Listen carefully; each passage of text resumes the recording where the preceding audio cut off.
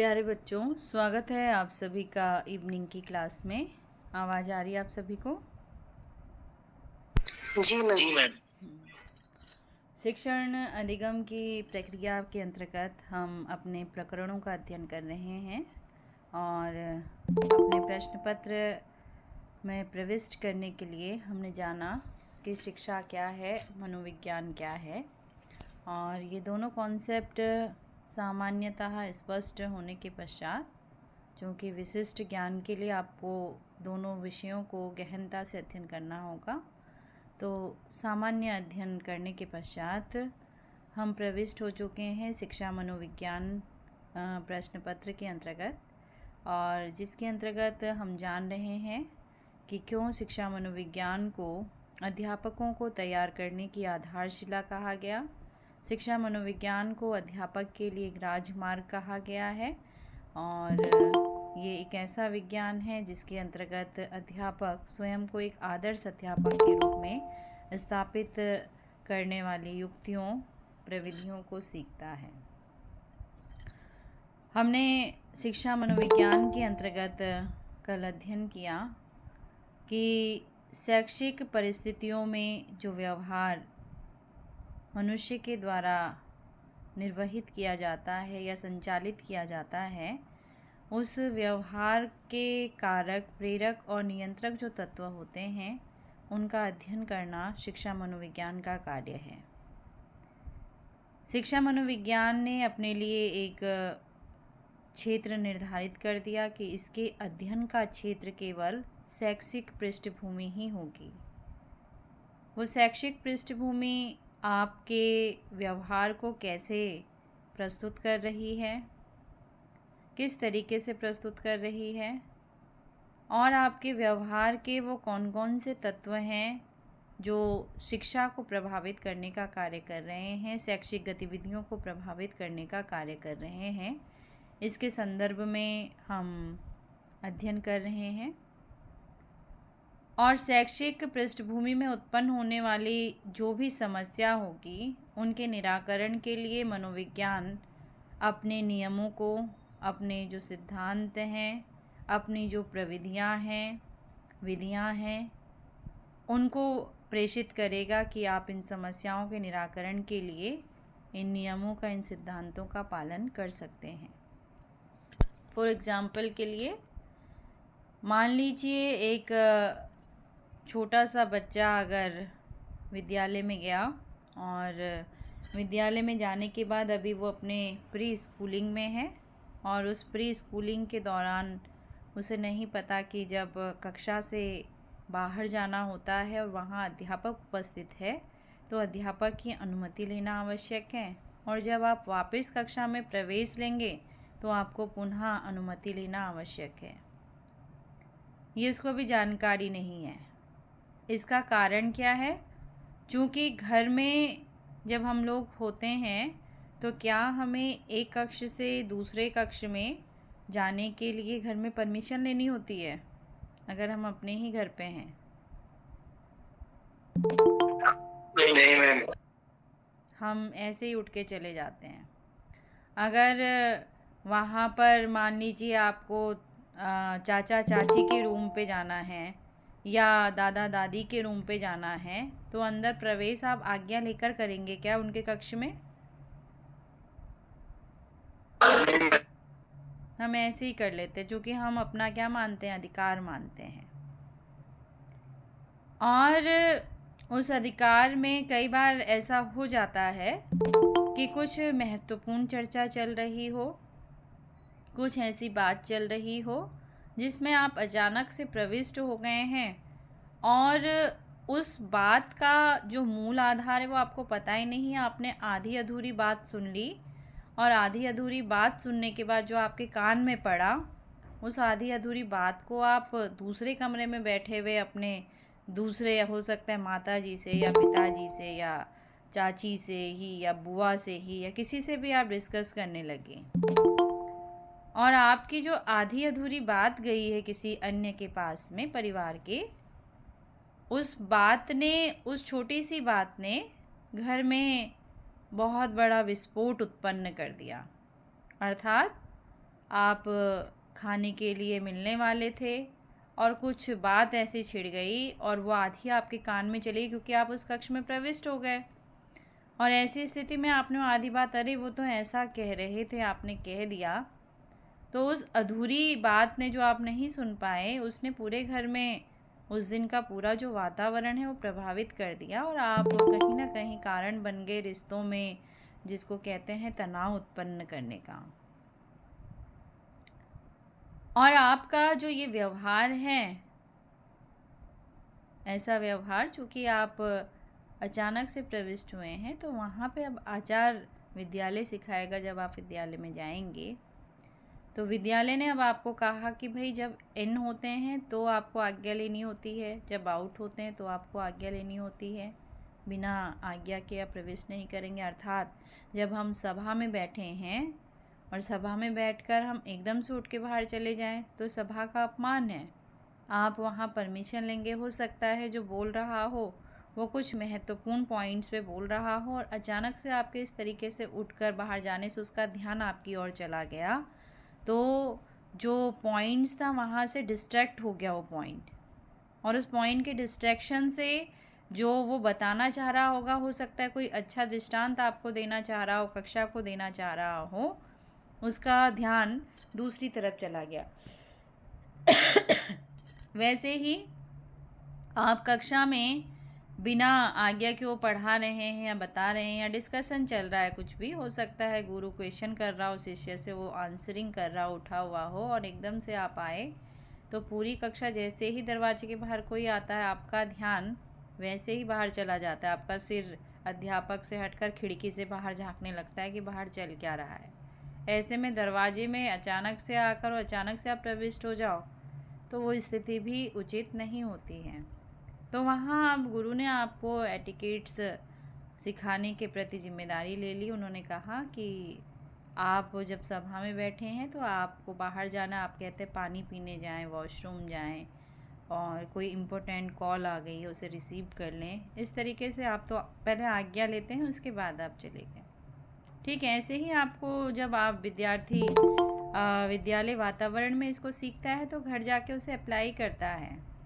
अब उसे एक कक्ष से दूसरे कक्ष में हो सकता है कुछ महत्वपूर्ण चर्चा चल रही हो, कोई ऐसी बात जहां आपका इन्वॉल्वमेंट आवश्यक नहीं है, उचित नहीं है, और आप ऐसे में अचानक से प्रवेश कर कर और आधी अधूरी बात सुनकर उस बात का कुछ भी अर्थ आप ले सकते हैं।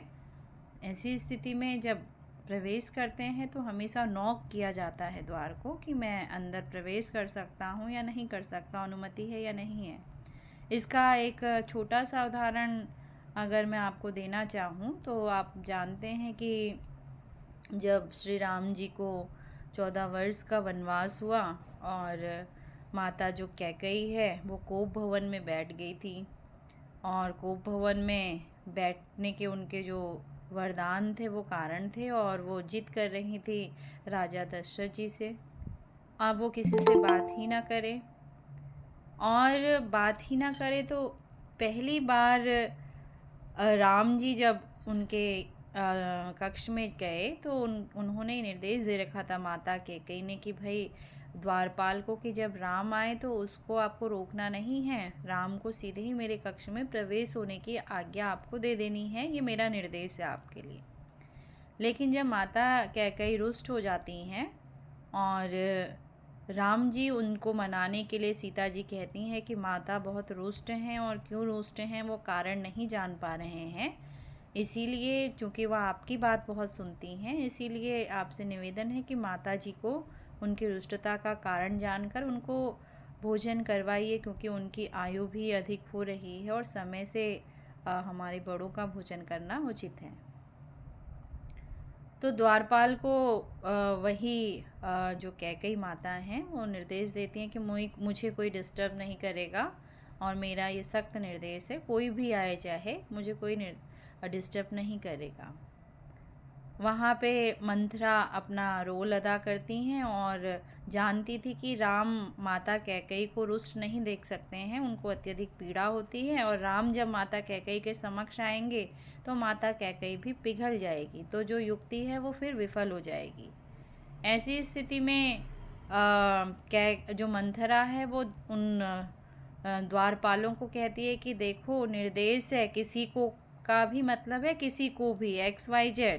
फिर वो माता कैकेयी के सबसे प्रिय ही क्यों नहीं है, उनको अभी कक्ष में प्रवेश नहीं करने देना है। इसको आपको ध्यान रखना है। क्यों?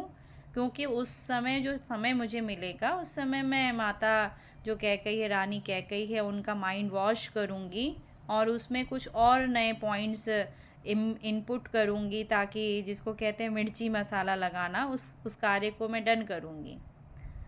राम जी आते हैं माता सीता के साथ। उनको पता था कि माता कभी मुझे अवरुद्ध नहीं करती हैं और उनके कक्ष में जाने के लिए मुझे विचार करने की आवश्यकता नहीं है।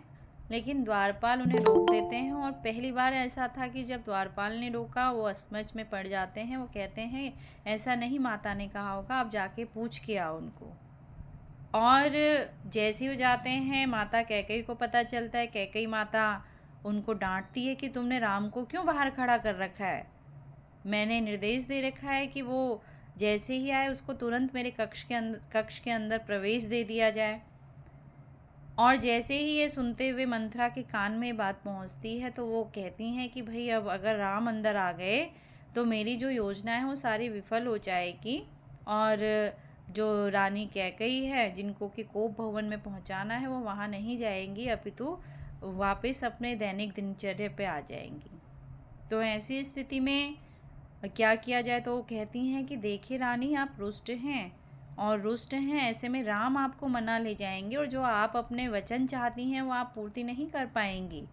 और आपने अगर एक बार प्रवेश दे दिया तो फिर आपका ये रुष्ट होना व्यर्थ हो जाएगा। अब ऐसी स्थिति में राम को जब प्रवेश नहीं मिलता है, राम को नहीं पता कि अंदर क्या चल रहा है, उनको नहीं पता कि कौन माइंड वॉश कर रहा है। लेकिन वहाँ पे सीता माता बहुत दूरदर्शी होती हैं। वो पहले ही समझ जाती हैं कि अब हमारे परिवार का विखंडन होने वाला है, क्योंकि परिवार में कोई ऐसा है जो फूट डाल रहा है और उस फूट डालने वाले को भी वो पहचान चुकी थी, जो गलत डायरेक्शन में माइंड को वॉश कर रहा है, लेकिन कह नहीं पा रही थी। और जब द्वारपाल दोबारा आता है वहाँ पे कहकर कि नहीं, माता का, रानी जी का सख्त निर्देश है आपके लिए कि आपको प्रवेश नहीं दिया जाएगा, वो अपना मन मुरझाया हुआ सा लेकर वापस चले जाते हैं। तो आप देख रहे हैं वहाँ पर भी बाहर से अंदर प्रवेश करने के लिए आपको अनुमति लेनी पड़ रही है। फिर आप अंदर जाएंगे। अंदर जो है उसने भी अनुमति दे रखी है कि भाई कौन व्यक्ति है जो बिना सीधे ही बिना आज्ञा के अंदर आ सकता है। अगर आप हमें नोट करते हो, आपकी कक्षा चल रही हो और कोई अध्यापक पढ़ा रहा हो, तो क्या ऐसी स्थिति में सीधे ही प्रवेश कर जाते हैं कक्षा में? अन्य अध्यापक सीधे ही प्रविष्ट हो जाते हैं? नहीं, क्या करते हैं? बाहर खड़े रहते हैं। बाहर खड़े रहते हैं ना, साइड में, जी। ताकि आपकी दृष्टि भी हम पर ना पड़े। हालांकि आप देख चुके होते हैं कि शिक्षक इधर की तरफ आ रहा है, लेकिन हम उस तरफ खड़े होते हैं जिधर से केवल उस शिक्षक की दृष्टि हम पर पड़े जिसकी हम अनुमति ले रहे हैं द्वार के बाहर से। उस समय वो शिक्षक उस कक्षा का नेतृत्वधारी है और उसकी अनुमति अंदर आने के लिए अनिवार्य है। उनसे बिना अनुमति लिए हम उनकी कक्षा में इंटरक्रप्ट नहीं करेंगे, सीधे ही नहीं घुस जाएंगे उनकी कक्षा में। हम अगर अंदर आ रहे हैं तो पहले कहेंगे अंदर आए, नहीं आना चाहते हैं अंदर तो हम कहेंगे एक सेकंड के लिए थोड़ा सा द्वार के पास आ जाइए, आपसे कुछ कहना है, साझा करना है, और उनसे वो बात कहकर फिर हम क्या हो जाते हैं, रिटर्न हो जाते हैं। और यही तरीका है। वो थोड़ी देर में, उन्होंने कहा 1 मिनट में आता हूँ, माइंड में उन्होंने स्टॉप कर दिया उस बात को वहीं पर। और जैसे ही हम आए, अब हम अगर अंदर आएंगे, डायरेक्ट ही प्रविष्ट हो गए मान लीजिए आपकी कक्षा में, तो उसका क्या प्रभाव होगा? कोई पढ़ा रहा है और मैं अचानक से अंदर आ जाऊं तो उसका इम्पैक्ट क्या क्या होगा वो मुझे बताइए। उससे मैम पूरी क्लास को डिस्टर्ब होगा। जैसे अगर सर पढ़ा रहे होंगे तो मैम बीच में व्यवधान होगा। वही तो कह रही हूँ, कैसा व्यवधान, क्या क्या चीज़ हो जाएगी, वही मुझे जानना है। व्यवधान तो होगा, ये सुनिश्चित है, वो मैं पहले ही कह चुकी हूँ, लेकिन उस व्यवधान में क्या क्या चीज़ें होंगी मैं उसको जानना चाह रही हूँ। मैम हमारा जो टॉपिक चल रहा होगा, जो लेसन चल रहा होगा, उसमें थोड़ी ध्यान अलग हो सकता है, जिससे कि अचानक उन जो विद्यार्थी है वो पढ़ नहीं पाएंगे, समझ नहीं पाएंगे, वो भूल सकते हैं, हो सकता है। विद्यार्थी तो खुश हो गए कि भाई इतनी देर में हमें रिलैक्स फील हो गया, इस सामने वाला अध्यापक हमें पका रहा था और माइंड अब शांत हो गया, थोड़ी देर इधर उधर हिल लेते हैं, बातें कर लेते हैं, वो तो खुश हो गए, वो क्या डिस्ट्रैक्ट होंगे। हाँ बताओ भाई भरत, कुछ कहना चाह रहे हो? अगर ऐसे एकदम से कोई अचानक से प्रवेश कर जाता है तो हम किसी विषय पर चर्चा कर। आवाज़ नहीं आ रही है भरत आपकी स्पष्ट, आवाज़ ब्रेक हो रही है। ये पंडित नाम जी, से कौन है? अपना माइक म्यूट करो भाई। अब आ रही मैम। मैं ये कह रहा हूँ मैम कि जैसे आपने पूर्व में ही कहा कि कक्षा बाधित हो जाती है, तो बाधित का अर्थ यहाँ पर आपने पूर्व में ही निर्देशित कर दिया है। तो अब दूसरा अर्थ यहाँ पे यह है कि जैसे कोई एकदम से क्लास में प्रविष्ट कर जाता है बिना आज्ञा के, तो यह है कि वो अनुशासन से का एक तो उल्लंघन हो गया कि आप अनुशासन नहीं है, या तो आपको उस चीज का ज्ञान नहीं है कि जो है यहाँ कुछ प्रकरण चल रहा है, या कोई क्लास है, या कोई अंदर किसी से कोई वार्तालाप हो रही है, कुछ भी विषय हो सकता है। दूसरा ये है कि उसका डायरेक्शन चेंज हो जाता है एकदम से, कि हमारा दिमाग उधर हुआ ही, लेकिन जो पढ़ा रहा है, जो उस विषय में चर्चा कर रहे हैं, उनका भी डायरेक्शन एकदम से चेंज होता है। तो जो हम विषय उस समय अध्ययन कर रहे होते हैं, वो काफी देर तक के लिए एक विषय से छोड़ के दूसरे प्रकरण में चला जाता है, तो बाध्यता ही होगी, और ज्यादा तो क्या।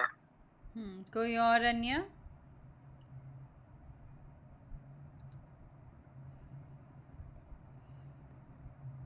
तो मैंने कहा कि मैं ही आपकी कक्षा में प्रविष्ट कर जाऊं, तो भाई मैं प्रविष्ट हुई हूँ आपकी कक्षा में, आपका गुरु प्रविष्ट हुआ आपकी कक्षा में, सामने दूसरा गुरु भी खड़ा है। विद्यार्थियों का क्या दायित्व है उस समय?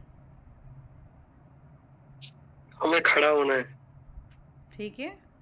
अब 50 लोग सोच लीजिए, जब हम आते हैं कक्षा में पढ़ाने के लिए, कोई लटका पड़ा रहता है, कोई सोने के लिए तैयार रहता है, कोई फ़ोन चला रहा होता है, कोई बातें कर रहा होता है ना? तो उसको व्यवस्थित होने के लिए 2 मिनट लग जाते हैं कि भाई सोचता रहता है व्यक्ति कि मैं खड़ा हूँ कि ना हूँ, और क्या मैं इतनों के पीछे छुप गया हूँ कि मुझे अब खड़े होने की आवश्यकता नहीं है। और उसके ऊपर से जो आपकी बैठक व्यवस्था वाली जो कुर्सियाँ हैं, उसमें उसी के साथ डेस्क अटैच है ना, और उसको हटाना पड़ता है, खड़बड़ फड़बड़ वहीं पे हो जाए। तो जैसे ही उठे तो कितनी खड़बड़ाहट फड़बड़ाहट, और उठने में अवधान जो हो गया, उस अवधान ने मेरे आते ही पूरे क्लास का सिनेरियो क्या कर लिया, चेंज कर लिया। अब वो 2 मिनट का जो ब्रेक नहीं था, वो 2 मिनट की अव्यवस्था हो गई आपकी कक्षा में। चूँकि सामने आने वाला भी गुरु है और दूसरा टीचर भी गुरु है, इसीलिए वो ये तो नहीं कहेगा कि आपने अनुशासनहीनता, क्योंकि वो आया तो किसी कारण से ही होगा कक्षा में, और कुछ महत्वपूर्ण होगा, इसलिए वो कक्षा में प्रविष्ट किया। लेकिन उसके आने से जो कक्षा पे इम्पैक्ट पड़ा, वो पहला ये पड़ा कि भाई आपको खड़ा होना पड़ा, उससे हड़बड़ाहट जो हुई, चूँकि आप बैठे हुए थे एक पोजीशन में, एक स्थिति में, और आप ध्यान लगाए हुए थे, आपका ध्यान उसने क्या कर लिया, हटा दिया, वहाँ से अटेंशन हट गया। दूसरा, जो पढ़ाने वाला अध्यापक है, वो उस समय हो सकता है कुछ महत्वपूर्ण दृष्टांत आपसे साझा कर रहा हो प्रकरण को समझाने के लिए, और मैंने आते ही उसको बीच में क्या कर दिया, ब्रेक कर दिया, उसका माइंड डाइवर्ट कर दिया। और डाइवर्ट होने से जब मैं उस कक्षा से निकलूँगी बाहर, तो अब वो कहाँ पे था वो भूल जाएगा कि मैं क्या बता रहा था, और इतनी देर में आप भी भूल जाएंगे, क्योंकि आप में से आधों का ध्यान तो कक्षा में रहता ही नहीं है पढ़ने के लिए, बहुत कम होंगे जो पढ़ रहे होंगे, और जो पढ़ रहे होंगे वो अपनी नोटबुक पे नोट नहीं करते हैं, तो उनके मस्तिष्क से भी वो बात क्या हो गई, इरेज हो गई। अब हम कहाँ पे अटके हुए थे और क्या वो कर रहे थे, वो पॉइंट डिस्ट्रैक्ट हो गया। इसीलिए कक्षा के भी कुछ क्या होते हैं, रूल्स होते हैं। जब कभी आप किसी, पहले तो कोई पढ़ा रहा हो तो आपको अनावश्यक, अति महत्वपूर्ण न हो तो आपको उसकी कक्षा के अंदर प्रवेश नहीं करना है। क्लियर?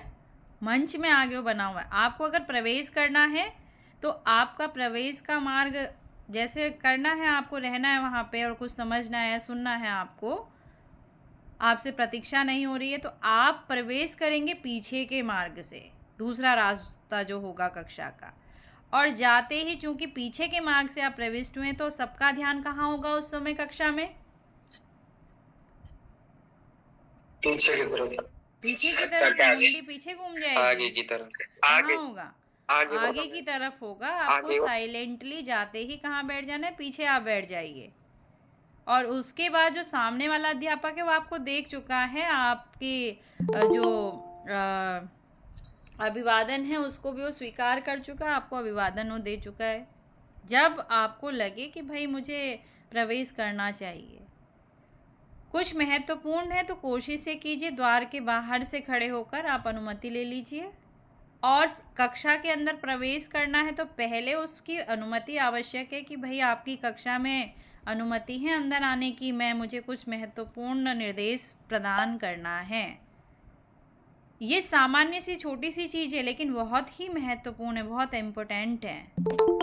और जिसने इसका ध्यान नहीं रखा वो कक्षा के अधिगम को, कक्षा की व्यवस्था को पूरी रूप से प्रभावित कर देता है। इसीलिए जब आप बाहर जाते हैं तो आपने अनुमति लेकर आप बाहर निकल गए तो आप आगे से निकले तो आगे से हैं, लेकिन जब आपको कक्षा में प्रवेश करना है तो ये हमेशा ध्यान रखें, जब हम कक्षा से बाहर निकल जाते हैं और उस कक्षा में 2 द्वार हैं तो आपको प्रवेश सदैव पीछे के द्वार से ही करना है, वहीं से अनुमति लेनी है, ताकि पूरी की पूरी जो 50 बैठे हुए बच्चे हैं वो 50 के 50 डिस्टर्ब ना हो जाए। उन्हें बड़ी मुश्किल से जो अध्यापक होता है वो शिक्षण की ओर उनका ध्यान लगा पाता है, और आपके आगे से ही अनुमति लेकर घुस जाने से पूरे के पूरे 50 डिस्टर्ब हो गए। दूसरी चीज़ आपने देखा होगा, जब मैं आपकी कक्षा में आती हूँ, अगर देखा हो आपने, सीखने के लिए उत्कंठित हो यदि आप, तो कक्षा में आते ही मैं कुछ देर खड़ी हो जाती हूँ और आप सबको देखती रहती हूँ। ऐसा क्यों? व्यवस्थित हो गया। कैसे व्यवस्थित होना है हमें? हाँ भाई प्रीतम बताओ, क्यों देखती हूँ मैं? मैम ताकि कक्षा में अनुशासन बना रहे, प्रथम कौन वेशभूषा पे ध्यान रहे, और मैम ताकि आप जब कक्षा में आए तो सब आपके आने से कुछ प्रभावित हुई कि नहीं, किसी का ध्यान है कि नहीं क्लास में। जब कक्षा में आया जाता है तो आपको ये सारी पॉइंट्स जो प्रीतम ने कहे वो सारे पॉइंट्स हैं, लेकिन सबसे महत्वपूर्ण होता है कक्षा में आपकी बैठक व्यवस्था। अभी मैंने जितना भी डिस्कशन आपसे किया और कहा कि आप डिस्ट्रैक्ट हो जाते हैं, आपका ध्यान नहीं लगता है, एकदम से आपका ध्यान आपकी जो सिर है वो खिड़की से बाहर देखता रहता है कि भाई कार्यालय की तरफ कौन आ गया, अब HOD के रूम पे कौन चला गया है। जैसे ही आपके चेहरे को कुछ ना कुछ दिखा, आप देखते हैं सामने, लेकिन आप जानते हैं आपकी आइज़ आपके इतने एरिया को कवर कर लेती है, देख लेती है कि भाई इस एरिया में कुछ तो हुआ है हलचल, लेकिन क्या हुआ, आपका सिर स्वयं ही उस ओर जाना प्रारंभ कर देगा। तो आप कक्षा में बैठे हुए टीचर को देख रहे हैं, कुछ दिख रहा है, ऐसे हलचल होती हुई आपका ध्यान उधर चला जाएगा, स्वाभाविक है, क्योंकि खिड़कियाँ वहाँ पे हैं, दरवाजे वहाँ पे हैं। और कुछ लोग हैं जो केवल अटेंशन से देखते रहते हैं क्योंकि उनका ध्यान लग रहा है कक्षा में। लेकिन अगर सबका ध्यान बाहर चले जाए तो टीचर आगे से केवल बड़बड़ाता रहेगा और कोई उसको ध्यान से नहीं सुनेगा, और ध्यान से नहीं सुन रहा है तो जो महत्वपूर्ण प्रकरण समझा रहा है उसको पढ़ाने का कोई औचित्य कक्षा में नहीं रह जाता है। इसीलिए बच्चों का ध्यान कक्षा में हो, अटेंशन के साथ में हो, डिस्ट्रैक्ट ना हो। जब आप प्रथमतः कक्षा में प्रवेश करें तो आपको अपने प्रवेश द्वार से प्रविष्ट होते हुए ही उस द्वार के पास जो पहला बैठा हुआ बच्चा है उससे दृष्टिपात करना प्रारंभ कर देना है, और हर रो में जाते हुए और उसकी तरफ से पीछे आते हुए और पीछे से फिर आगे की तरफ पोडियम के पास जो बैठा हुआ बच्चा होगा उस पर आपकी दृष्टिपात हो जाना चाहिए। ये इसलिए कि जो ना उठने वाले बच्चे हैं, सुसुप्ता अवस्था में जा रहे हैं, वो सुसुप्ता अवस्था में सोने वाले बच्चे आज कक्षा के अधिगम को प्रभावित करने का कार्य करेंगे। ध्यान ही नहीं रहेगा अधिकांश बच्चों का, तो फिर कक्षा को पढ़ाने का क्या फ़ायदा है। जैसे मैं कक्षा से अभी आपके जुड़ी हुई हूँ तो आप में से आधे तो लेटे लेटे पढ़ रहे होंगे, चूँकि आधे बच्चे हॉस्टल में रह रहे हैं या आश्रम में रह रहे हैं, उनके रूम पार्टनर हैं तो रूम पार्टनर के भी फ्रेंड हैं, वो वहाँ बैठे हुए हैं। कोई वहाँ गॉसिप कर रहा होगा, कोई वहाँ खिलखिलाहट कर रहा होगा, कोई कह रहा होगा कि देखो ये अभी भी लगा हुआ है कक्षा में और सुन नहीं रहा है मैडम को, ऐसे पढ़ रहा है। पूछे कि भाई मेरे कक्ष में क्या चल रहा है देखो, तो मैं देख रही थी तबले वबले लेकर भी बच्चे बैठे हुए हैं। अब वहाँ जहाँ संगीत बज रहा हो, जहाँ शोर शराबा हो रहा हो, क्या वो बच्चा इस कक्षा में ध्यान लगा पाएगा? नहीं लगा पाएगा। नहीं मैम। तो क्या इस कक्षा में ज्वाइन होने का उसे कोई लाभ मिल पाएगा? नहीं मिलेगा जी, नहीं मिलेगा ना। ऐसा जुड़ के कोई फ़ायदा नहीं है हमारे लिए, क्योंकि मेरा ध्यान ही नहीं है, मैं गॉसिप कर रहा हूँ वहाँ पे, मैं बात में सम्मिलित हो रखा हूँ। मैं केवल यहाँ पर जिसको कहते हैं ना कि हमारी कक्षा में फिजिकल प्रेजेंस होती है, हम मेंटली कहीं और होते हैं, कुछ और सोच रहे होते हैं। वैसे ही यहाँ पे आपका केवल डिजिटल प्रेजेंस है और आप शारीरिक और मानसिक तौर से कहीं और पर व्यस्त हो रखे हो। ये डिजिटल कनेक्शन नेट ने दे रखा है हमको, ये मेरा नाम स्क्रीन पे शेयर हो जाए, शो हो जाए, क्योंकि सुमन को अटेंडेंस लगानी है और वो लिस्ट प्रोवाइड कर रही है, कहीं मैं उपस्थिति से बच ना जाऊँ, मैं उपस्थिति से रह ना जाऊँ। तो ये उद्देश्य यहाँ पर उपस्थिति का नहीं है। मैं आपसे यहाँ पर जो स्क्रीन पर अपने आप को दर्शा रही हूँ, केवल आप मुझे देख सकें कि मैडम के हाव भाव हमें पढ़ाते हुए किस तरीके से परिवर्तित हो रहे हैं, क्या हो रहा है, आप मुझे स्क्रीन पर देख सको, इसलिए मैं आपसे स्क्रीन पर जुड़ी हूँ। आप सबके वीडियो ऑफ हैं, अब आप खाना पका रहे हो, खाना खा रहे हो, लेट रखे हो, बात कर रहे हो, चल रहे हो, घूम रहे हो, फिर रहे हो, क्या कर रहे हो, मुझे कहाँ से पता चलेगा। तो केवल डिजिटल कनेक्शन जो जुड़ा हुआ है वो मेरे प्रश्न को सुनने के बाद मुझसे इंटरेक्ट कर रहा है, मुझे जवाब दे रहा है, अपने विचारों को प्रस्तुत कर रहा है, और वो जब विचार प्रस्तुत कर रहा है वो कंटेंट को आगे बढ़ाने में जितनी मदद करता है, हो सकता है मैं उस कंटेंट को और अच्छे से और किसी दृष्टांत को मुझे याद आ जाए, मैं उसको आपके साथ साझा कर सकूं, आपके लिए सहयोग दे दे भविष्य के लिए कहीं पर। तो केवल हमें डिजिटल प्रेजेंस नहीं देनी है, बल्कि कक्षा कक्ष में हमें फिजिकल और मेंटली दोनों इन्वॉल्व रहना है। अगर हम 1 घंटे तक जुड़े हुए हैं या 1.5 घंटे तक जुड़े हुए हैं, आपकी कक्षा के तुरंत बाद मेरी दूसरी कक्षा है। कल कुछ विद्यार्थी योग के आ गए जिन्होंने काफ़ी पहले मुझसे रिक्वेस्ट किया था कि हमारी कक्षा ले लीजिए, तो वो ढूंढते हुए आ गए हैं। तो मैंने कहा भाई आप कब से चाहते, तो बोले कल से हम कक्षा चाहते। तो मैंने कहा ठीक है, आप समय मुझे बता दीजिए, मैं उस समय से आपसे जुड़ जाऊंगी। 7 से 8 मेरा व्यस्त रहेगा, आप उसके बाद मुझे बताइए कौन सा समय चाहिए। तो उन्होंने डिस्कस किया अपने ग्रुप में पोल वोटिंग की। आप जानते हैं इसमें आप पोल वोटिंग कर सकते हैं कि भाई कितने लोग एग्री हैं, कितने लोग डिसएग्री हैं। तो उन्होंने टाइमिंग की पोल वोटिंग कर दी कि भाई 8 से 9, 9 से 10, 10 से 11 कौन सा टाइम आपको सुटेबल रहेगा। तो उसमें कुछ जो बालिकाएं हमारी वो गृहिणी भी हैं, उनको खाना वाना भी पकाना है, बहू हैं तो हो सकता है सास ससुर की सेवा का समय हो, उस समय से खाना पीना खिलाना हो। तो आपस में डिस्कशन करने के बाद उन्होंने एक टाइम शेड्यूल उसमें डाल दिया और मैंने उनसे कहा ओके, मैं आपको उस समय क्लास देने के लिए रेडी हूँ। तो मुझे बच्चा अगर चाहता है कि मुझे नॉलेज मिले, उनके स्टैटिक्स का पेपर है इस समय, उनको गणित सीखनी है जो जिससे वो काफ़ी पहले दूर रहे होंगे, उसमें कैसे हम ऑनलाइन प्लेटफॉर्म में सीख पाएंगे, सिखा पाएंगे, ये एक स्थिति है। और मैं उनको केवल ऑनलाइन ही समय दे सकती हूँ क्योंकि हमारा टाइम टेबल का शेड्यूल, हमारी डिपार्टमेंटल शेड्यूल इतना बिजी होता है कि मैं उनको वहाँ पर ऑफलाइन क्लास देने में समर्थ नहीं हूँ। तो मैंने कहा आप अगर ओके हैं ऑनलाइन के लिए तो मैं आपको ऑनलाइन नॉलेज बिल्कुल वैसे ही प्रोवाइड करूँगी जैसे ऑफलाइन क्लास में करते हैं। तो कोई अगर इंटरेस्टेड है तो उसको दिए जाने में कोई हर्ज नहीं है, लेकिन किसी के लिए अगर हम कह रहे हैं कि आपके लिए महत्वपूर्ण है और उसके बाद भी वो अपनी व्यवस्था को ऐसे अव्यवस्थित कर रहा है, तो उस डिजिटल प्रेजेंस का कोई महत्व नहीं रह जाता है। आपकी उपस्थिति आपको परीक्षा हॉल तक पहुंचा देगी।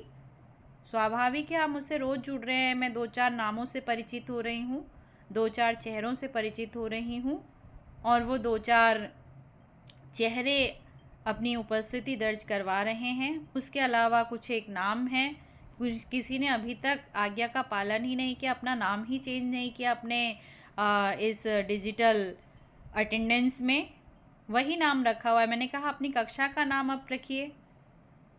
तो अटेंडेंस लगाने वाले को दिक्कत हो रही होगी, उसके बाद आप उससे लड़ना शुरू कर दे रहे हैं कि भाई आपने मेरी अटेंडेंस नहीं लगाई और मेरा कार्य थोड़ी है, मैं तो जुड़ा हुआ था, आप जानबूझकर वहाँ कर रहे हैं।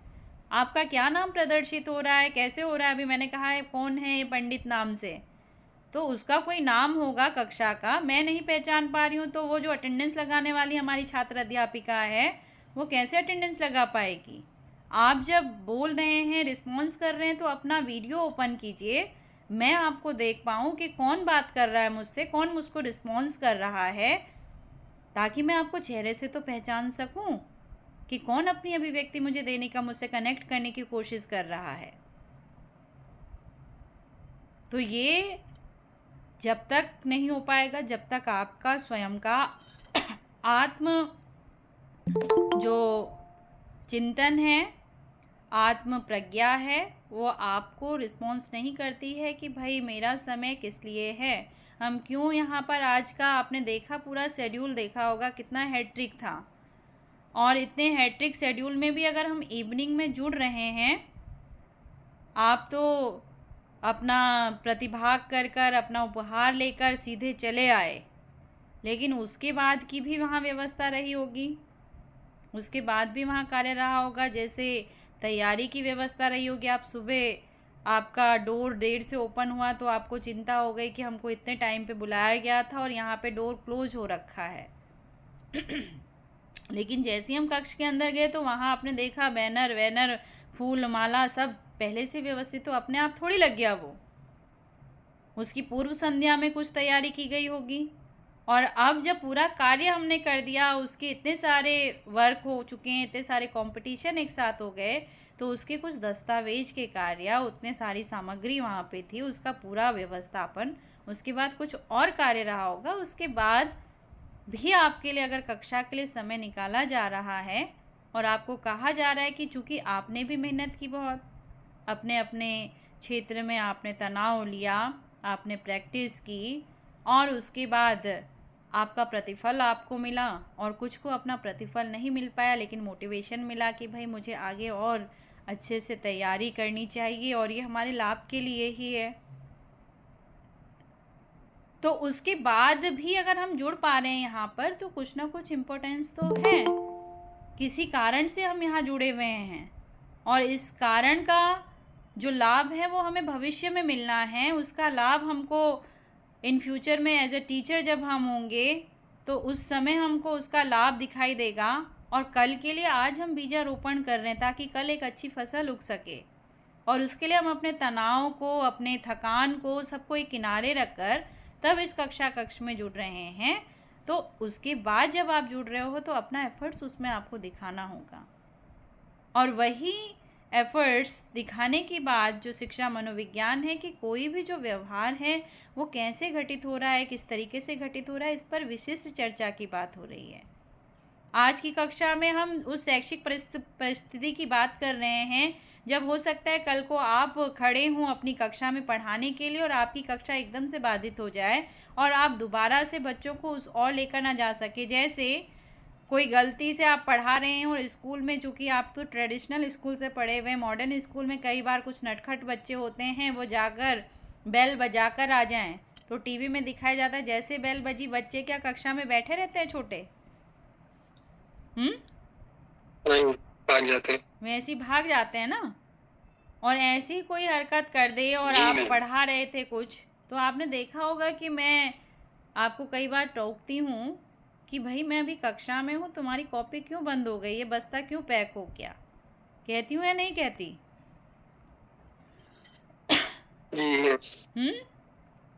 तो क्यों कहा जा रहा है? अर्थात गुरु जब तक आपकी कक्षा से उसने कदम बाहर नहीं रखा तब तक आपकी उत्तर पुस्तिका बंद नहीं होनी चाहिए, क्योंकि वो जाते जाते भी कुछ ना कुछ देकर ही जाएगा आपको।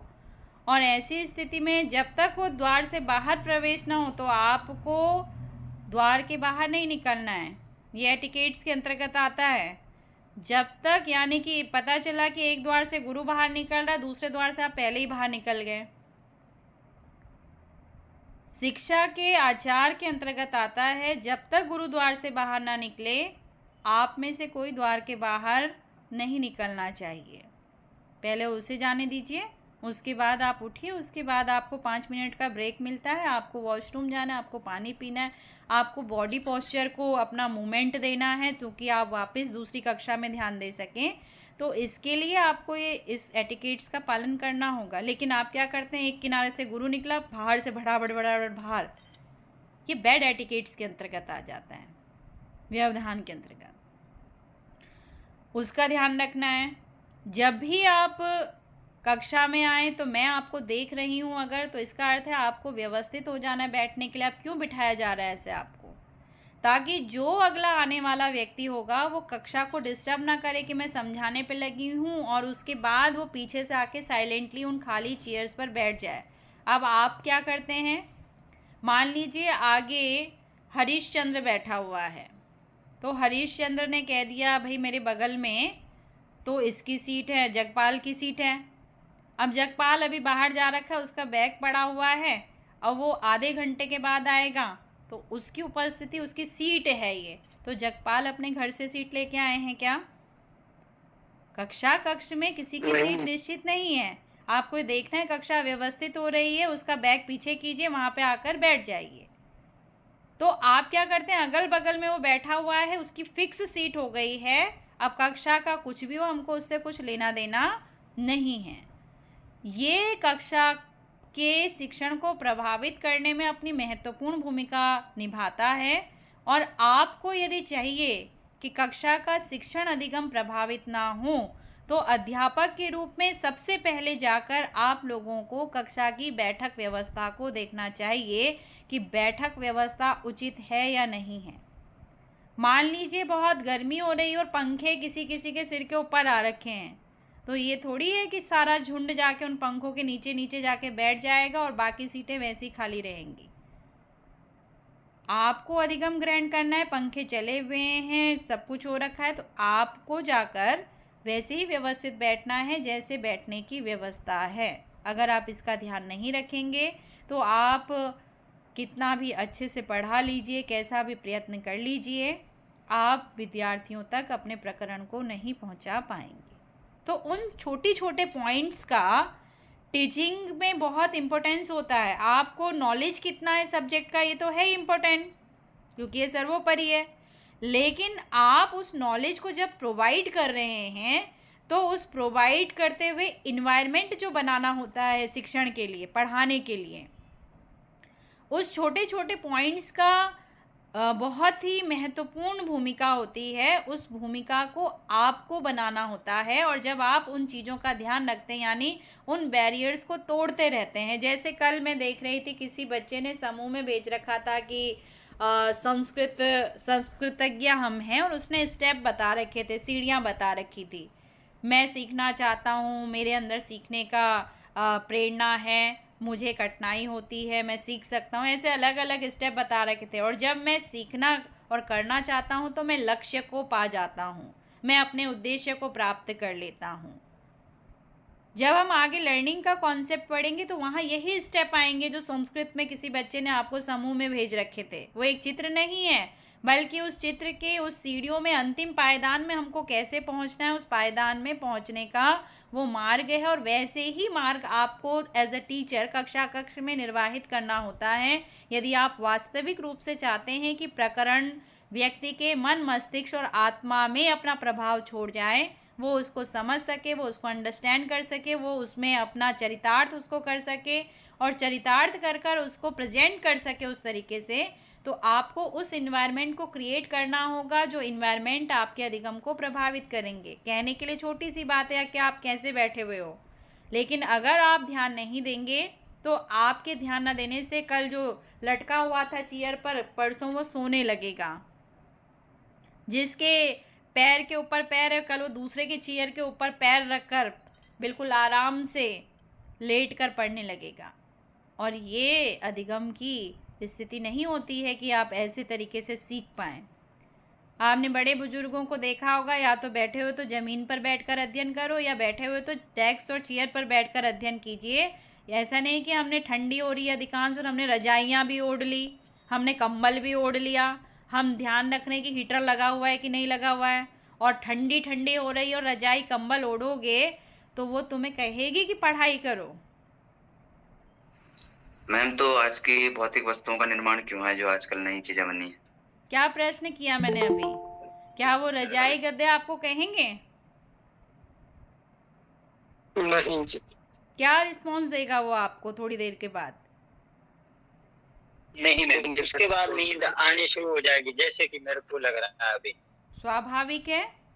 अगर हम उसके सही आचार में नहीं बैठे हुए, जो उसका नियम है, शिक्षा का नियम क्या है कि आप जिस स्थिति में बैठे हुए हो आपका बैठने का पोस्चर बिल्कुल सही होना चाहिए।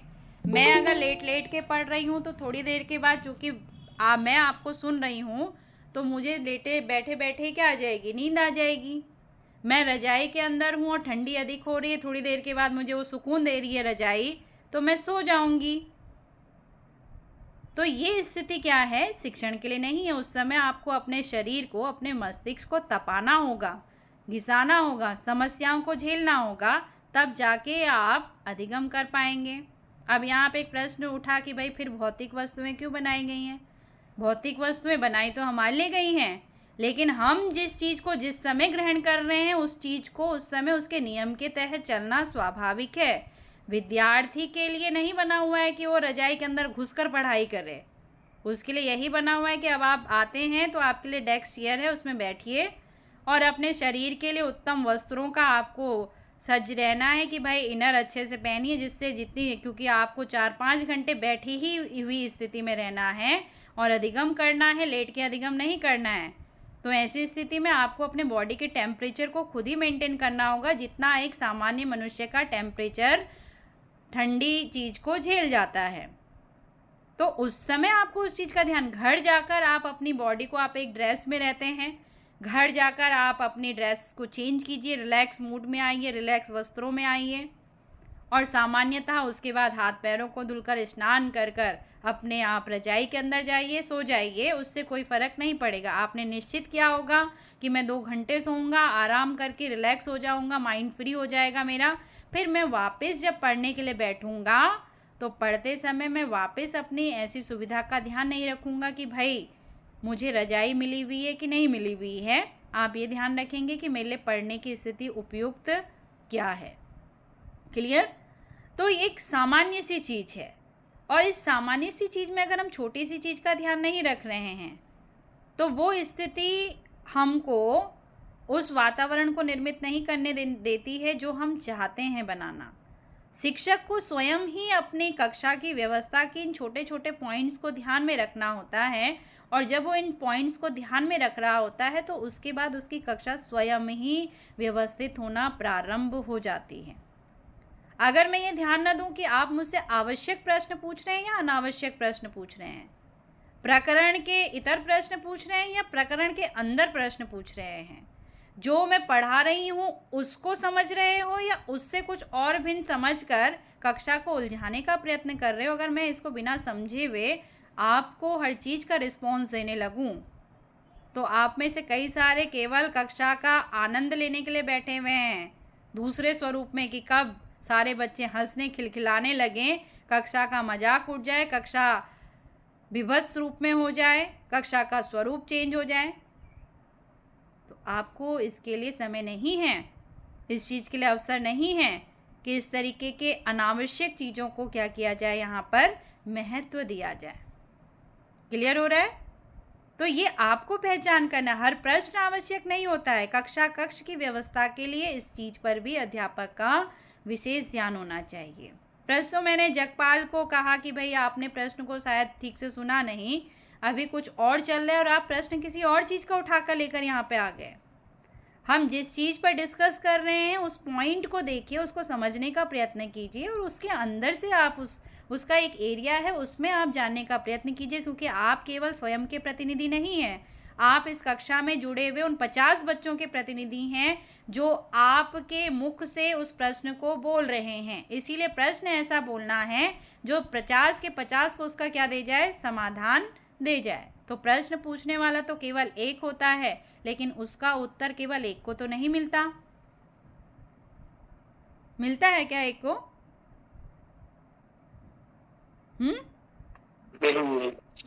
वो उन सबको मिल रहा होता है जो उस कक्षा में बैठे हुए होते हैं।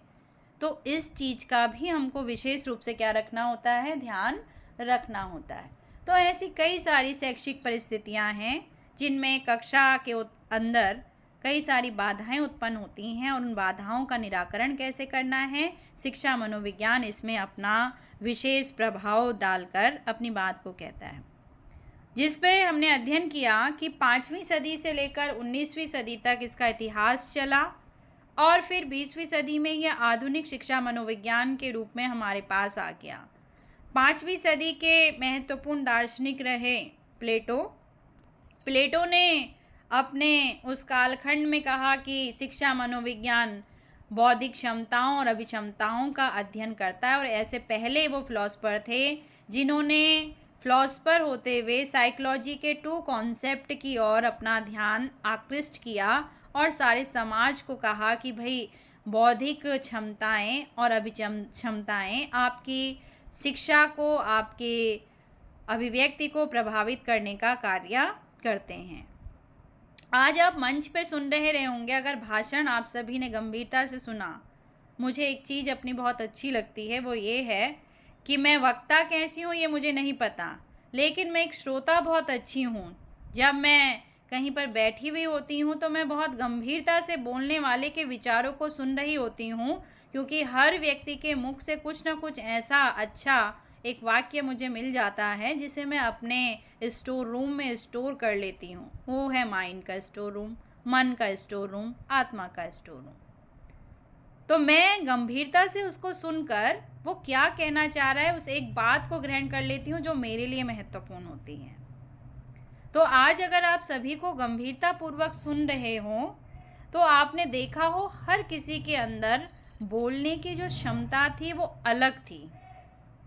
हालांकि टॉपिक एक ही था, वही 1975 का जो आपातकाल है उस पर ही सब चर्चा करे जा रहे थे।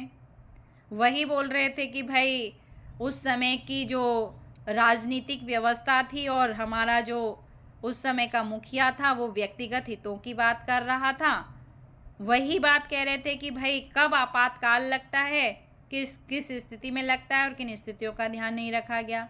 वही कह रहे थे कि चौथा स्तंभ बिल्कुल पतित हो चुका है, एकदम खराब हो चुका है। तो हमने चौथे स्तंभ पर तो दोषारोपण कर लिया, हम भी तो उस चौथे स्तंभ का प्रयोग कर रहे हैं कि नहीं कर रहे हैं। ये सोशल मीडिया, ये व्हाट्सएप, ये इंस्टाग्राम, ये यूट्यूब, ये सब क्या है? डिजिटल चौथा स्तंभ है। आज हर व्यक्ति पत्रकार है। जब हम अपने विचारों की अभिव्यक्ति देते हैं लिखित रूप से तो हमारा एक वाक्य दंगा फैला भी सकता है और किसी दंगे को रोक भी सकता है। और वो विचार कब अग्नि की ज्वाला की तरह forward to forward to forward to forward multi groups में चला जाता है, और मल्टी ग्रुप्स में जाने के बाद हम यहाँ बैठे हुए हैं, लेकिन हम पूरे भारत में न जाने कितने क्रांतिवीरों को उत्पन्न कर चुके हैं अपने उस 2 लाइन को लिखकर। और हमने दोष दे दिया किसको? जो रिपोर्टिंग कर रहे हैं, जो लिख रहे हैं, जो कार्य कर रहे हैं। आपको मैं रोज़ किसी न किसी गतिविधि में रखती हूँ कि भाई आज की रिपोर्टिंग ये करेंगे, कल की रिपोर्टिंग ये करेंगे, परसों की रिपोर्टिंग ये करेंगे। तो जो हम लिख के दे रहे हैं वही तो छाप रहे हैं कि नहीं छाप रहे हैं, या कुछ और लिख दे रहे हैं? अगर हम उसी में कह दें कि आज उत्तराखंड संस्कृत विश्वविद्यालय में आयोजित हुए कार्यक्रम में बहुत ज़्यादा पक्षपात किया गया, पार्शियलिटी की गई, तो कल का ये क्या बन जाएगा? फ्रंट न्यूज बन जाएगी। देने वाले कौन है? हम देने वाले हैं। हमारा क्या दृष्टिकोण है? हम भी कहीं ना कहीं उस चौथे स्तंभ को गिराने का एक महत्वपूर्ण क्या है? कारण है। कोई भी चीज़ अपने आप खराब नहीं हो जाती है, उसका वातावरण और उस वातावरण में रहने वाले लोग उसको क्या करते हैं? खराब करने का कार्य करते हैं। अगर सबके सब उस चीज़ से आप पीछे हट जाएं तो फिर किसी में इतनी हिम्मत नहीं है कि वो इतना कुछ कर जाए। ठीक है, ऐसे ही सारी बातें वैसे ही हो रही थी, लेकिन उस बात में हर व्यक्ति का कहने का जो लहजा था, प्रदर्शित करने का जो तरीका था, आपके बैठे हुए जो 3 जजेस थे, जो 3 क्षेत्रों के अलग अलग विशेषज्ञ थे, आप देख रहे थे वो सबको सुन रहे थे, समझ रहे थे। किसका वाक्य उनको अच्छा लग गया न जाने, कौन सी क्षमता अच्छी लग गई न जाने, क्या उनकी बातों में उनको अच्छा लगा। किसी दूसरे को बहुत अच्छा लगा होगा किसी का कहना, किसी को स्वयं का कहना बहुत अच्छा लगा होगा कि नहीं इसमें मैं होना चाहिए था, ये इसके अंदर मुझे वो बात नज़र नहीं आई। लेकिन जो आपको निरीक्षित कर रहा है, जो आपको देख रहा है, न जाने वो क्या चीज़ ढूंढ रहा था। आपने देखा पहला ही प्रतियोगिता में कितने दिव्य और भव्य तरीके से माता नंदा देवी के राज्यात यात्रा का चित्रण किया गया।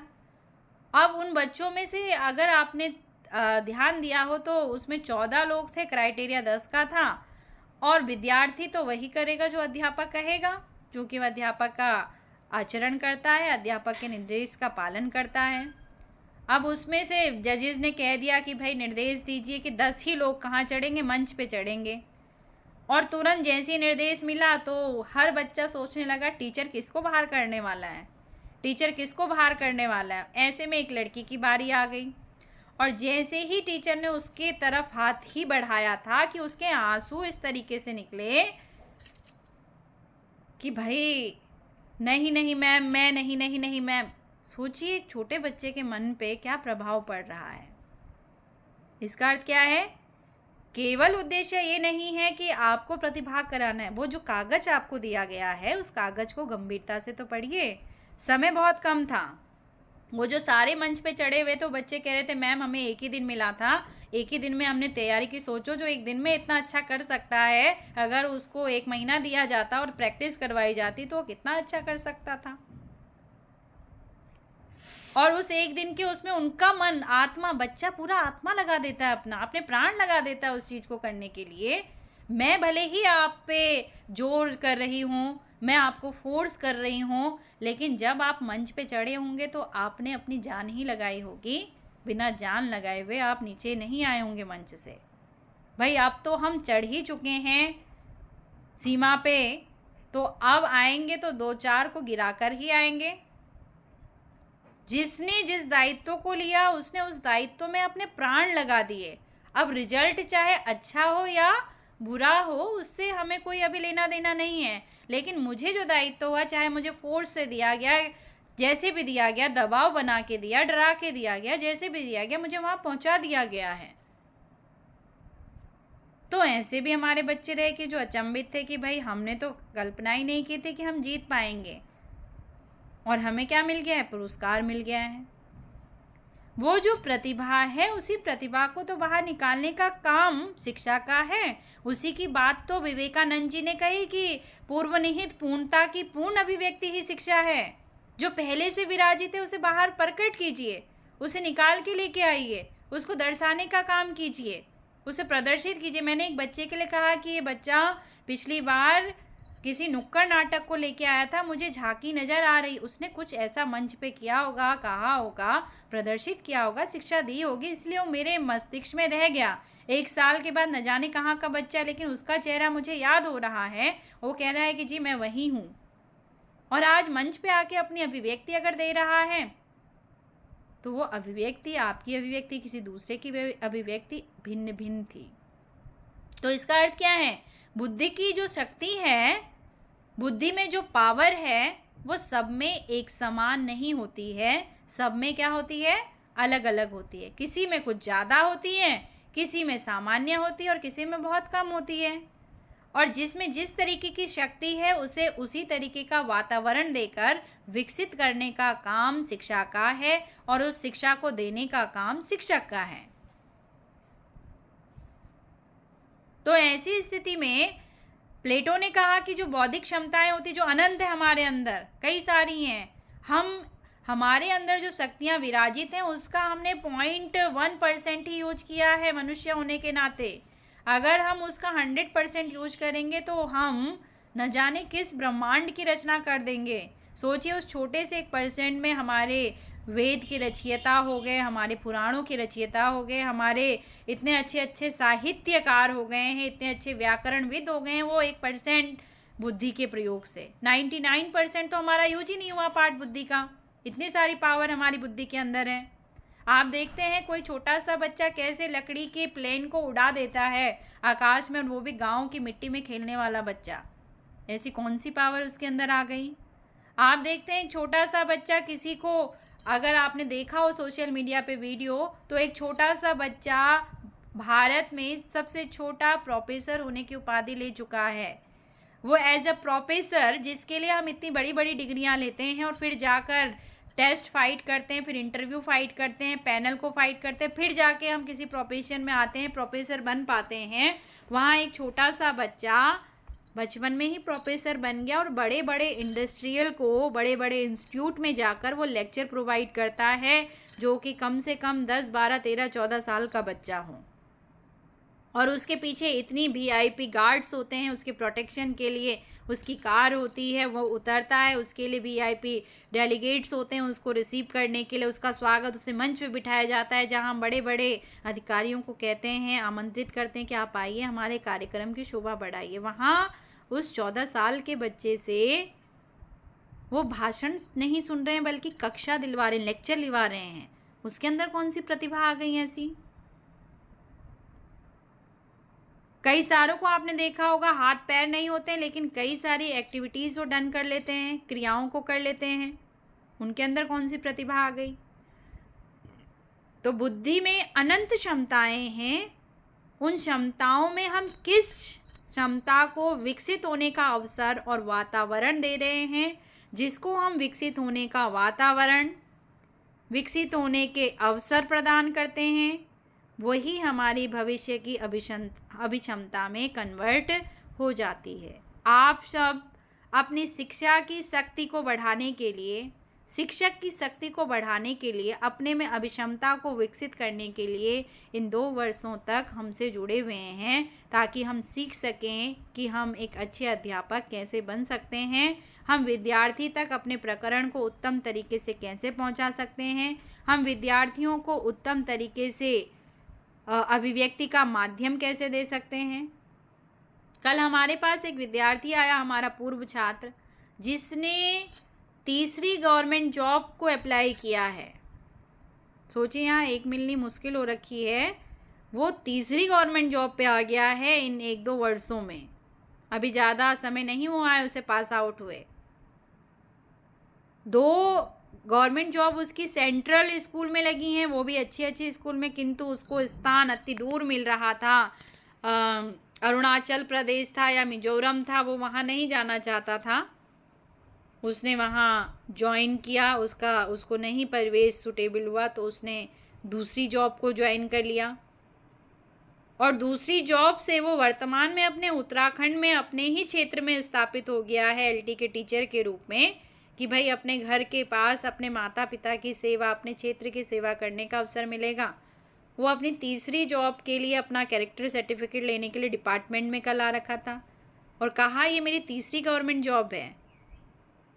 तो सोचिए उसकी प्रतिभा क्या होगी उस बच्चे की जिसको 3-3 जॉब मिल रही हैं। वो किस तरीके की मेहनत कर रहा होगा, किस तरीके की उसकी तैयारी का स्तर होगा कि बीएड करते ही वो जॉब पे लग गया और लगते ही उसने तीसरी जॉब को ज्वाइन कर लिया है। संतुष्टि हुई तो ठीक है, नहीं उसको संतुष्टि हुई तो हो सकता है फिर चौथी जगह कहीं और अप्लाई करेगा। तो ऐसे भी बच्चे हैं। तो जिस क्षेत्र में आप अपनी क्षमता को बढ़ने का अवसर देते हैं वो क्षेत्र आपको उसमें परिष्कृत करने का कार्य कर देता है। आज इतने सारे कंपटीशन थे, जिसके जिस क्षेत्र में रुचि थी वो बच्चा उस क्षेत्र में चला गया। किसी किसी बच्चे में तो इतनी मैं कहूँ शक्तियाँ थी कि उसने कहा कि भाई मैं कविता में ही क्यों, मैं निबंध, भाषण और उसमें कहानी लेखन में भी प्रतिभाग करना चाहता हूँ। लेकिन चूँकि अवसर क्या था, एक ही दिया जाना है, इसीलिए उसकी उस प्रतिभा को अवसर नहीं दिया गया। इसका अर्थ क्या है, उसके अंदर वो हुनर है, वो गुण है कि वो उनको भी डन कर सकता है। उसमें भी उसको अवसर दिया जाए तो उसमें अपना 100% देने का वो कार्य करेगा। तो प्लेटो ने उसी बौद्धिक क्षमता और अभिक्षमता की बात की जिसकी बात उनसे पहले वाले सुकरात या कहें अरस्तु वो नहीं कह पाए थे। और वहाँ से साइकोलॉजी का जो कॉन्सेप्ट था वो हमारे पास न्यू ट्रेंड में आ गया। और उसके बाद हमारे पास दूसरे जो दार्शनिक आए जिन्होंने दूसरी नई बात कही, और जिस दूसरी नई बात ने साइकोलॉजी का जो पुट है वो हमको और दे दिया, वो था, स्क्रीन दिखने लगी आपको? जी जी वो था अरस्तु का कथन, जिन्होंने कहा था स्वस्थ शरीर में ही स्वस्थ मस्तिष्क का निर्माण होता है। अब ये कथन तो उन्होंने शिक्षा के लिए दे दिया था कि स्वस्थ शरीर में ही स्वस्थ मस्तिष्क का निर्माण होता है, और जिसका शरीर स्वस्थ नहीं होगा वो किस तरीके से मानसिक तरीके से इतनी बड़ी बड़ी बातों को समझ पाएगा, ग्रहण कर पाएगा, धारण कर पाएगा। एक बीमार व्यक्ति जो सैया पे लेटा हुआ है, उसके सामने आप बहुत अच्छे अच्छे दृश्यों की बात करो, अच्छे अच्छे खाने की बात करो, तो वो उसमें इंटरेस्ट लेगा क्या?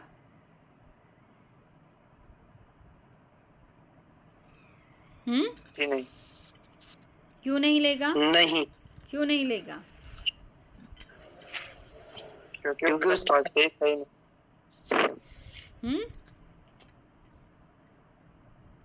वो बीमार है ना। वो तो मैंने बता दिया कि वो बीमार है। क्यों नहीं लेगा मैं वो जानना चाहती हूँ।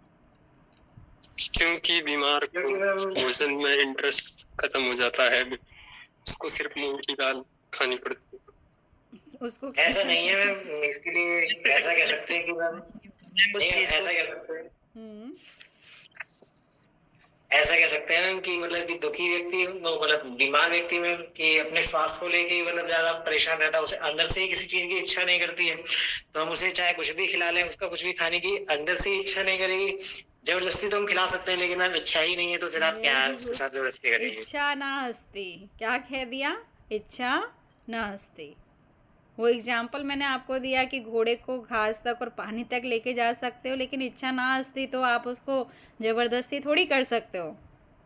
जब तक उसकी इच्छा नहीं होगी तब तक आप उसको कुछ क्रिया नहीं करवा सकते हो। वैसे ही बीमार व्यक्ति, जैसे भुवन ने यहाँ पे कहा कि भाई मूंग की दाल की खिचड़ी इतनी खा देते हैं कि वो बोर हो जाता है, तो वो बोर हो जाएगा तो क्या उसके सामने चटपटा लेके चले जाएं?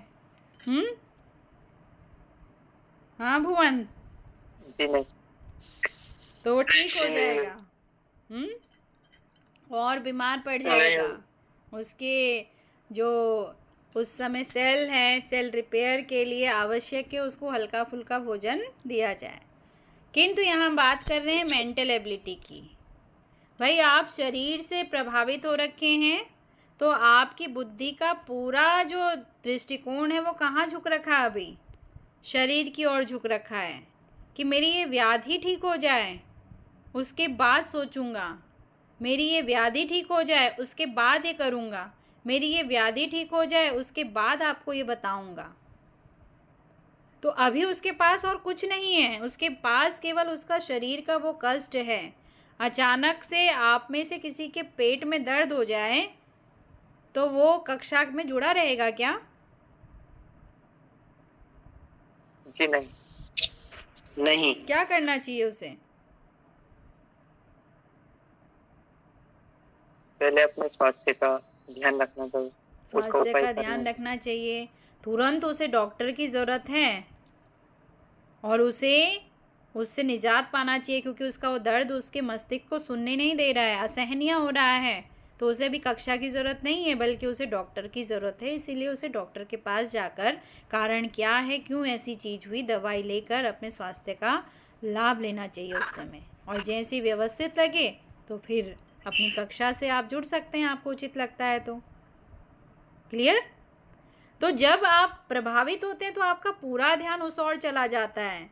जैसे मान लीजिए आज हम पूरे दिन भर कार्यक्रम में व्यस्त हो रखे थे, अगर वो भोजन ना आता तो हम तो शारीरिक रूप से थके ही हुए थे ना, इतनी सारी एक्टिविटीज़ करके। लेकिन उस भोजन ने वापस हमारे मस्तिष्क को कार्य करने के लिए क्या दे दिया? बल दे दिया। हमारे पेट के अंदर कुछ खाना गया, हमें कुछ शक्ति आई तो हमारे मस्तिष्क ने फिर एक्टिविटी करनी प्रारंभ कर दी। लेकिन भोजन नहीं होगा तो मेंटल एक्टिविटी भी अपने आप क्या हो जाती हैं? स्लो होनी प्रारंभ हो जाती हैं। तो इन्होंने कहा था कि भाई स्वस्थ शरीर होगा तो मस्तिष्क भी स्वस्थ होगा, और मस्तिष्क स्वस्थ होगा तो आपकी क्रियाएं सक्रिय होंगी, और आपकी क्रियाएं सक्रिय होंगी तो आप अधिक अधिगम कर पाएंगे, और आप अधिक अधिगम कर पाएंगे तो आपका ज्ञान बढ़ेगा, और आपका ज्ञान जब बढ़ेगा तो आप शोध का कार्य शुरू कर देंगे, और जब आप शोध का कार्य करेंगे तो आप समाज को नवीन दृष्टि देंगे, और जब आपके द्वारा नवीन दृष्टि दी जाएगी तो नवीन सृष्टि की रचना प्रारंभ हो जाएगी। तो इतनी दूर तक लेके जाता है एक शारीरिक स्वस्थता का होना, स्वस्थ होना। तो हमें नई सृष्टि क्रिएट करनी है, इसके लिए आवश्यक है कि हम फिजिकली फिट रहें, अपने खान पान रहन सहन इन सब चीज़ों का विशेष रूप से ध्यान रखना चाहिए। इसीलिए इन्होंने कहा, क्योंकि ये प्लेटो के शिष्य थे और इनके विचारों का बहुत समर्थन करते थे, उनके विचारों का सम्मान करते थे, तो इन्होंने एक कॉन्सेप्ट तैयार किया था, the faculty theory of mind. इन्होंने कहा जो हमारा दिमाग है, जो हमारा मस्तिष्क है, उसमें कई सारे डिपार्टमेंट हैं, संकाय यानी कि कई सारे डिपार्टमेंट। जैसे आप कहते हैं ज्योतिष संकाय, कला संकाय, विज्ञान संकाय, वाणिज्य संकाय, कहते कि नहीं कहते हम? जी मैम। और फिर जाके वो कंप्लीट संकाय किसी को विश्वविद्यालय बनाता है कि उसमें इतने सारे संकाय हैं भाई, अलग अलग डिपार्टमेंट्स हैं और वहाँ बहुत सारी फैकल्टीज़ हैं। तो इन्होंने कहा दिमाग में भी कुछ ऐसा ही है। वहाँ गणित का एक अपना संकाय है, वहाँ विज्ञान का एक अपना संकाय है, वहाँ कला का अपना संकाय है, वहाँ वाणिज्य का अपना संकाय है, और उस संकाय के भी कई सारे अलग अलग क्या हैं? विभाग हैं। कि आपको इंजीनियरिंग में जाना है, आपको मैनेजमेंट में जाना है, आपको कार्यालय कार्य में जाना है, ऑफिशियल वर्क में जाना है, आपको कला के क्षेत्र में जाना है तो आपको नृतक बनना है, आपको डांसर बनना है, आपको गायक बनना है, आपको राजनीतिज्ञ बनना है, आपको नेता बनना है, आपको अभिनेता बनना है, उसका भी एक डिपार्टमेंट है अलग। आप विज्ञान वाले हैं तो आपको डॉक्टर बनना है, आपको साइंटिस्ट बनना है, आपको अन्वेषणकर्ता बनना है, क्या बनना है, उसकी भी डिपार्टमेंट हैं अलग अलग। आप संस्कृत के क्षेत्र में आप तो व्याकरणविद बनना चाहते हैं, आप साहित्यविद बनना चाहते हैं, आप ज्योतिषाचार्य, आप कर्मकांडी बनना चाहते हैं, आप वेद पाठी बनना चाहते हैं, उसका भी अपना एक डिपार्टमेंट है अलग अलग उस संकाय के अंदर भी। तो दिमाग के अंदर भी यानी कि मस्तिष्क और बुद्धि प्रज्ञा के अंदर भी ऐसे ही इन्होंने कहा कई सारे संकाय बने हुए हैं, उन संकायों के अंदर भी कई सारे डिपार्टमेंट्स बने हुए हैं, और जब जिसकी आवश्यकता होती है हम उस डिपार्टमेंट के पास चले जाते हैं कि भाई बताओ इसको अब कैसे सॉल्व होना है, क्या करना चाहिए इसमें। हमने कहा मेरे पास 100 रुपये हैं और मुझे 1 दर्जन केले खरीदने हैं। केले वाले से पूछा कितने रुपए के दे रहे हो भाई आप केले, तो उसने कहा 50 रुपये दर्जन दे रहा हूँ। और आपको अभी चीनी भी खरीद के लेके जानी थी, आपको मसाले भी खरीद के लेके जाने थे, आपको 100 ही रुपये मिले हुए हैं। तो किस डिपार्टमेंट के पास जाएंगे अब हम यहाँ पे?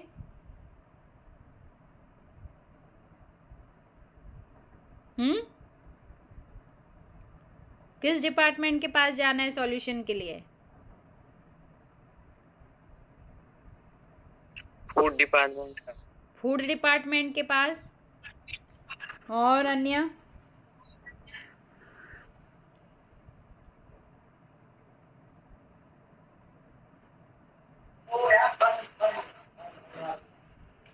बताओ भाई, यहाँ स्क्रीन पे लिखा है, स्क्रीन दिख रही है कि नहीं दिख रही? हाँ यस मैम। दिख रही है ना? यहाँ कुछ मैंने अंक लिख दिए हैं, अंकों का कार्य हो रहा है। किस डिपार्टमेंट के पास जाना चाहिए? सांख्यिकी, गणित डिपार्टमेंट के पास, मैथमेटिक्स डिपार्टमेंट के पास जाना चाहिए कि नहीं जाना चाहिए?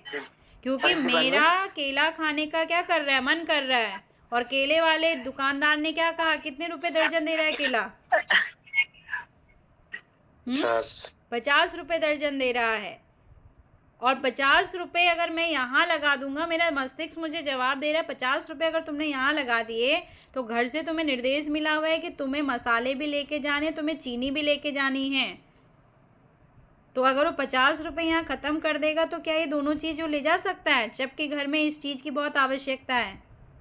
खाना बनाना है तो मसाले चाहिए, और चाय पीनी है तो चीनी चाहिए, मीठा बनाना है तो चीनी चाहिए, और मेहमान आपके घर में आने वाले हैं।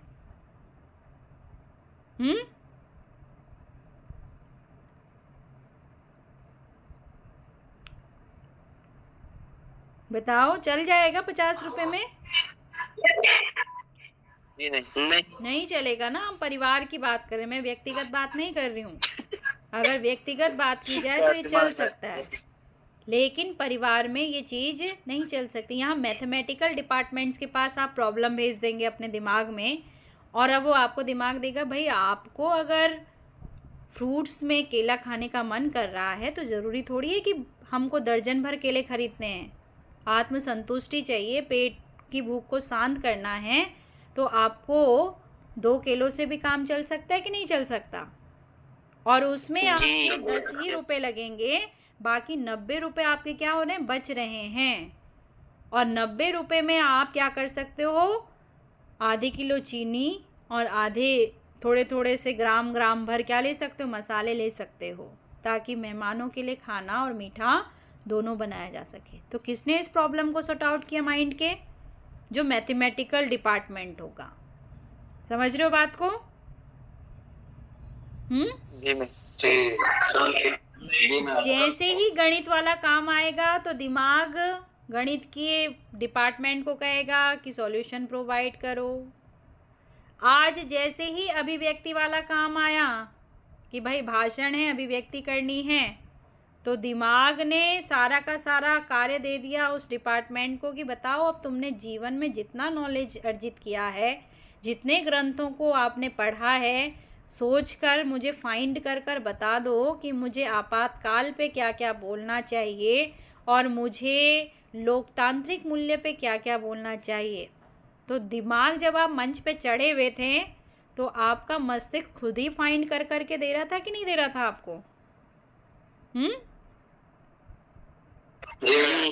इस बात को बोलो, अब इस बात को बोलो, अब इससे ऐसे कनेक्ट करो, अब इसको ले लो, यहाँ पे से इसको बोला जा सकता है। सुनने वालों को वो वाली फैकल्टी क्या हो गई, वहाँ पे एक्टिवेट हो गई। वो आपको बता रही है कि भाई ऐसा ऐसा बोलना है, ये बात बताई जानी चाहिए, ये इस चीज़ को लोगों को देना इम्पोर्टेंट है। यहाँ से शास्त्र की इस उक्ति को ले लो, इस श्लोक को ले लो, ये यहाँ पे फिट बैठ रही है, इस दृष्टांत को ले लो, यहाँ पे फिट बैठ रहा है, इस बात को इस तरीके से। वो वाली फैकल्टी वहाँ पे क्या कर रही है, कार्य कर रही है।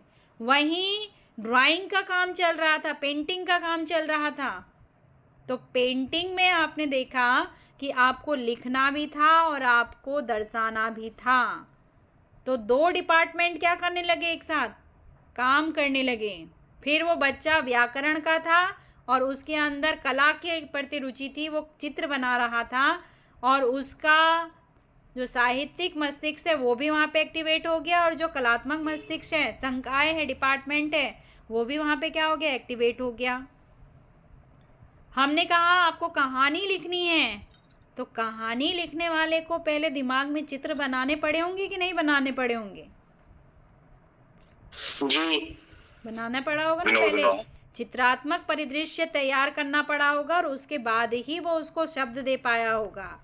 तो उसको उस फिल्मी दिमाग को, जिसको कहते हैं पिक्चराइजेशन माइंड, उस पिक्चराइजेशन डिपार्टमेंट को एक्टिवेट करना पड़ा कि भाई कुछ अब लिखना है, और उसमें लिखने में भी शब्द दिए गए हैं कि 1000 शब्द से 2000 शब्द से कम बात नहीं होनी चाहिए, और उन 1-2000 शब्दों के बीच में मुझे बताओ कि क्या होना चाहिए। घटना घट रही है कि बारिश हो रही है, तो आपने पहले बारिश का पिक्चराइजेशन माइंड में किया, उसके बाद उसको लिखा कि एक समय की बात है बारिश हो रही थी। फिर आपने कहा कि बाढ़ आ गई एक गांव में, तो आपने पहले बाढ़ को सोचा होगा माइंड में, उसके बाद उसकी भावनात्मक अभिव्यक्ति आपने लिखित रूप से देनी प्रारंभ की होगी। तो उस फैकल्टी को आपने क्या कर दिया, जागृत कर दिया मस्तिष्क के, और वो फैकल्टी आपको वो दे रही थी, वो जोड़ती जा रही थी, कनेक्ट करती जा रही थी चीज़ों को, और आप उसे जोड़ते हुए अभिव्यक्त करते जा रहे थे।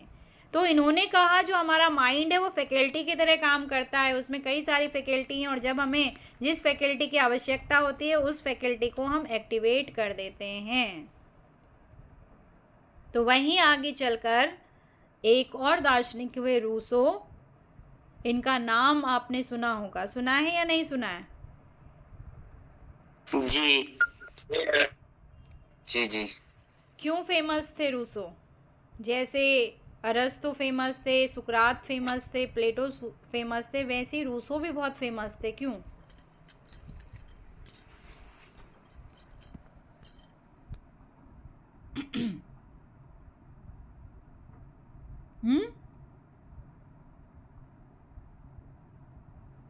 उनका शासन प्रभावात्मक और निषेधात्मक था मैम। उनका शासन प्रभावात्मक और निषेधात्मक था। Very good.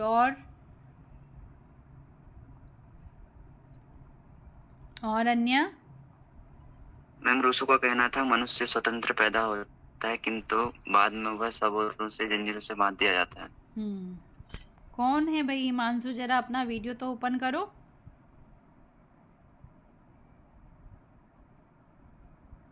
वीडियो ओपन करो अपना। Very good.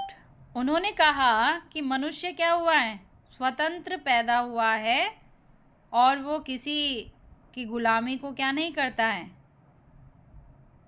एक्सेप्ट नहीं करता है, उसको स्वतंत्रता ही क्या है, भाती है। ठीक वैसे ही जैसे जो हमारा नेचर है वो क्या है, स्वतंत्र है, वो किसी की चीज़ को एक्सेप्ट करने में बहुत समय लेता है कि भाई इसकी बात को मुझे लेना चाहिए कि नहीं लेना चाहिए। वो ये पैमाना रख देता है कि इसका मेरे लिए कितना यूटिलाइज और कितना अनयूटिलाइजफुल है। तो वहाँ जो रूसो है, यहाँ पे किताब का नाम लिखा है, वेरी वेरी वेरी इंपॉर्टेंट। इन्होंने किताब लिखी थी एमिल पुस्तक।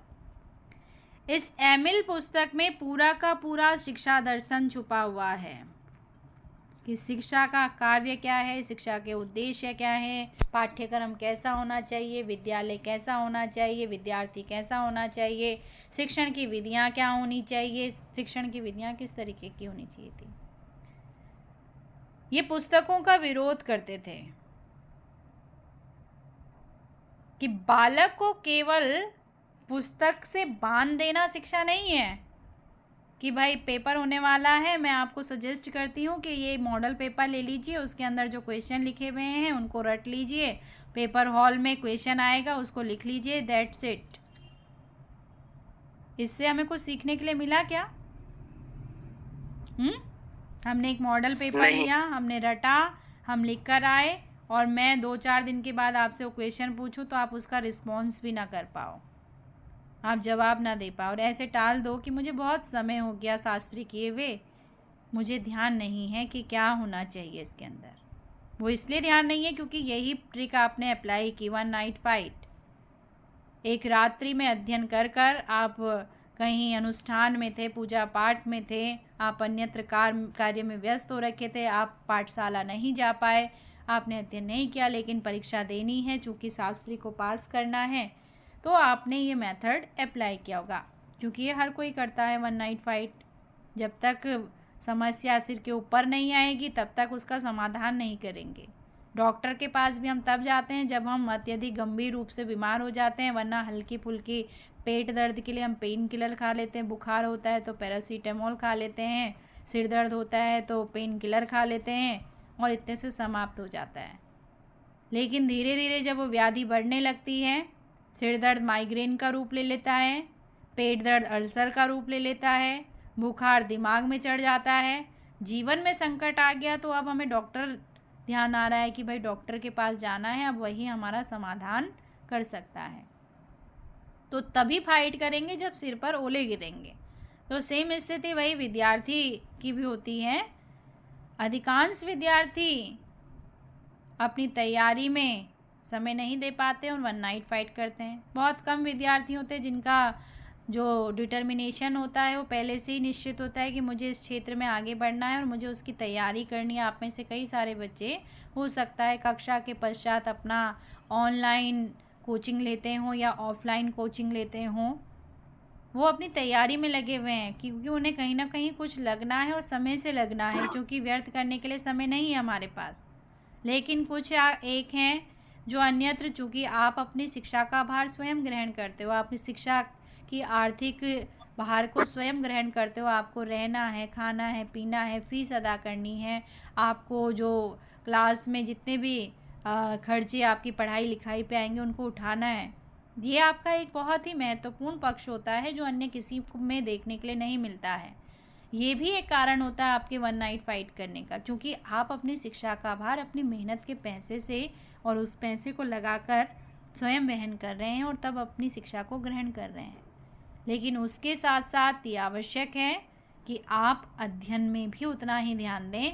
जब तराजू का पलड़ा दोनों तरफ भारी होता है तब किसी चीज़ का लाभ पूर्ण रूप से हमें मिलता है, लेकिन पलड़ा एक तरफ उठ जाए तो दूसरी तरफ क्या हो जाएगा, नीचे बैठ जाएगा भार से। तो ऐसी स्थिति में जो पलड़े की विभेदता है वो आपको जीवन में भी ऐसे ही क्या करेगी, विभेदित करने का कार्य करेगी। आपने डिग्री तो ले ली लेकिन ज्ञान नहीं ले पाए, और ज्ञान न होने के कारण उस डिग्री का कोई महत्व नहीं रहेगा, वो केवल आपके लिए कागज़ का एक टुकड़े के समान है।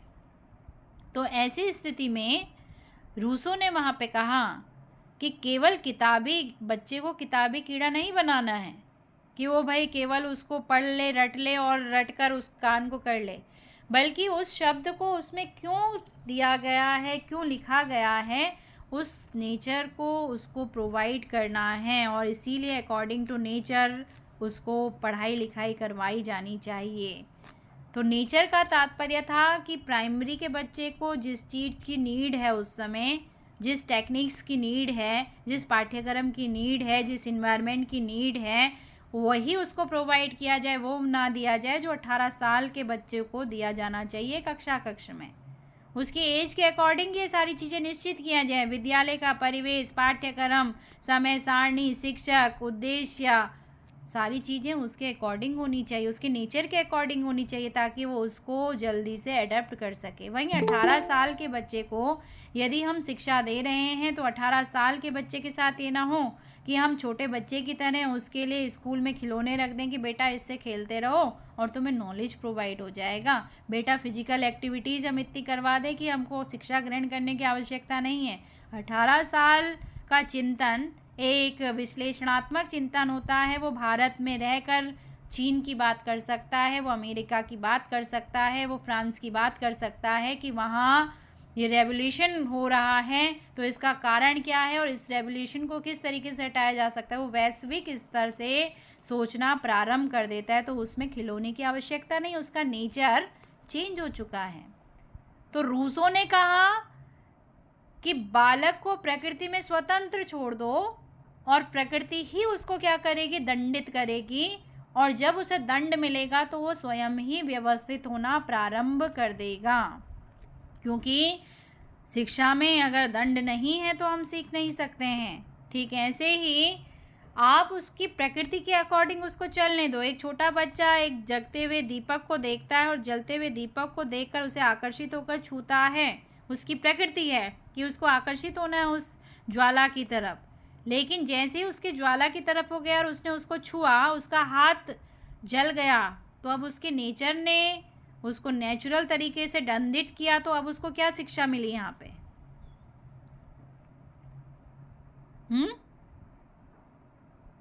क्या शिक्षा मिली?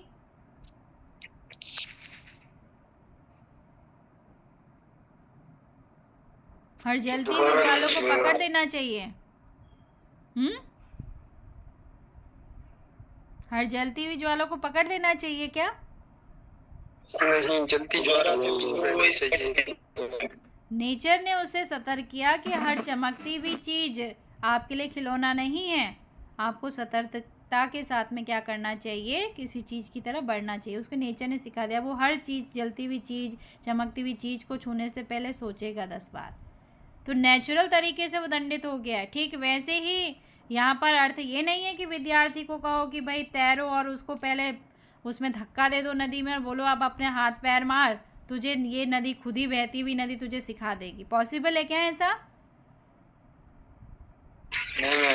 नहीं पॉसिबल है, ऐसा नहीं पॉसिबल, नहीं हो सकता ना ऐसे। तो अकॉर्डिंग टू नेचर का अर्थ यहाँ पे ऐसा नहीं है। कदापि इसको उल्टा मत लीजिएगा आप कि रूसो ये कहना चाहते थे कि भाई प्रकृति में स्वतंत्र छोड़ दो, प्रकृति उसे दंडित करेगी तो सीख जाएगा। इसका अर्थ ये है कि मान लीजिए मैं आपको रोज कक्षा ले रही हूँ कि नहीं ले रही हूँ आपकी कक्षा? जी मैम। ले रही हूँ ना। आप में से कुछ एक हैं जो रोज कक्षा से जुड़ रहे हैं और कुछ एक हैं जब मन कर रहा है तो जैसे मंदिर में दर्शन करने हम चले जाते हैं कभी कभी, वैसे ही दर्शन देकर और चले जा रहे हैं। कुछ एक हैं जो बहुत गंभीरता से सुन रहे हैं और कुछ एक हैं जो केवल जुड़े हुए हैं। तो 4 नेचर के लोग हो गए यहाँ पे, जो रोज जुड़ रहे हैं और गंभीरता से सुन रहे हैं, जो कभी कभी जुड़ रहे हैं और जो जुड़े तो हैं लेकिन गंभीरता से नहीं सुन रहे हैं। अब 1 महीने बाद आपकी परीक्षा होने जा रही है। दिसंबर में आपको परीक्षा देनी है प्रथम सत्र की, और प्रथम सत्र का यही प्रश्न आपके पास उत्तर पुस्तिका में आ जाए तो अकॉर्डिंग टू नेचर, मैंने यहाँ पर आपको नेचर बता दिए, रोज जुड़ रहे हैं और गंभीरता से सुन रहे हैं, कभी कभी जुड़ रहे हैं और अपनी मर्जी से चले जा रहे हैं, रोज तो जुड़ रहे हैं लेकिन सुन ही नहीं पा रहे हैं। तो क्या रिजल्ट होगा यहाँ पे? मैं विषय समझ नहीं आएगा। किसको? किस नेचर के व्यक्ति को? जो ऐसा कर रहा है। तो कौन कर रहा है वही तो बताना। ये 4 मैंने आपको यहाँ पे नेचर भी दे दिया, एरो भी कर दिया। वो आपको तो स्पष्ट कहना है कि भाई किसको नहीं आएगा, किसका रिजल्ट अच्छा रहेगा, किसका बुरा रहेगा, किसको समझ में नहीं आएगा।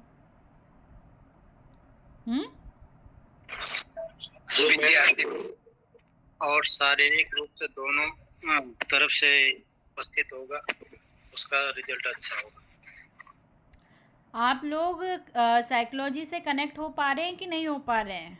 अर्थात मैं आपको जो समझाती हूँ समझ में आता है कि नहीं आता है? जी बिल्कुल बिल्कुल। केवल 2 आवाजें हैं, 23 लोग जुड़े हुए हैं यहाँ पे। जी मैम। जी बिल्कुल बिल्कुल कनेक्ट हो पा रहे हैं।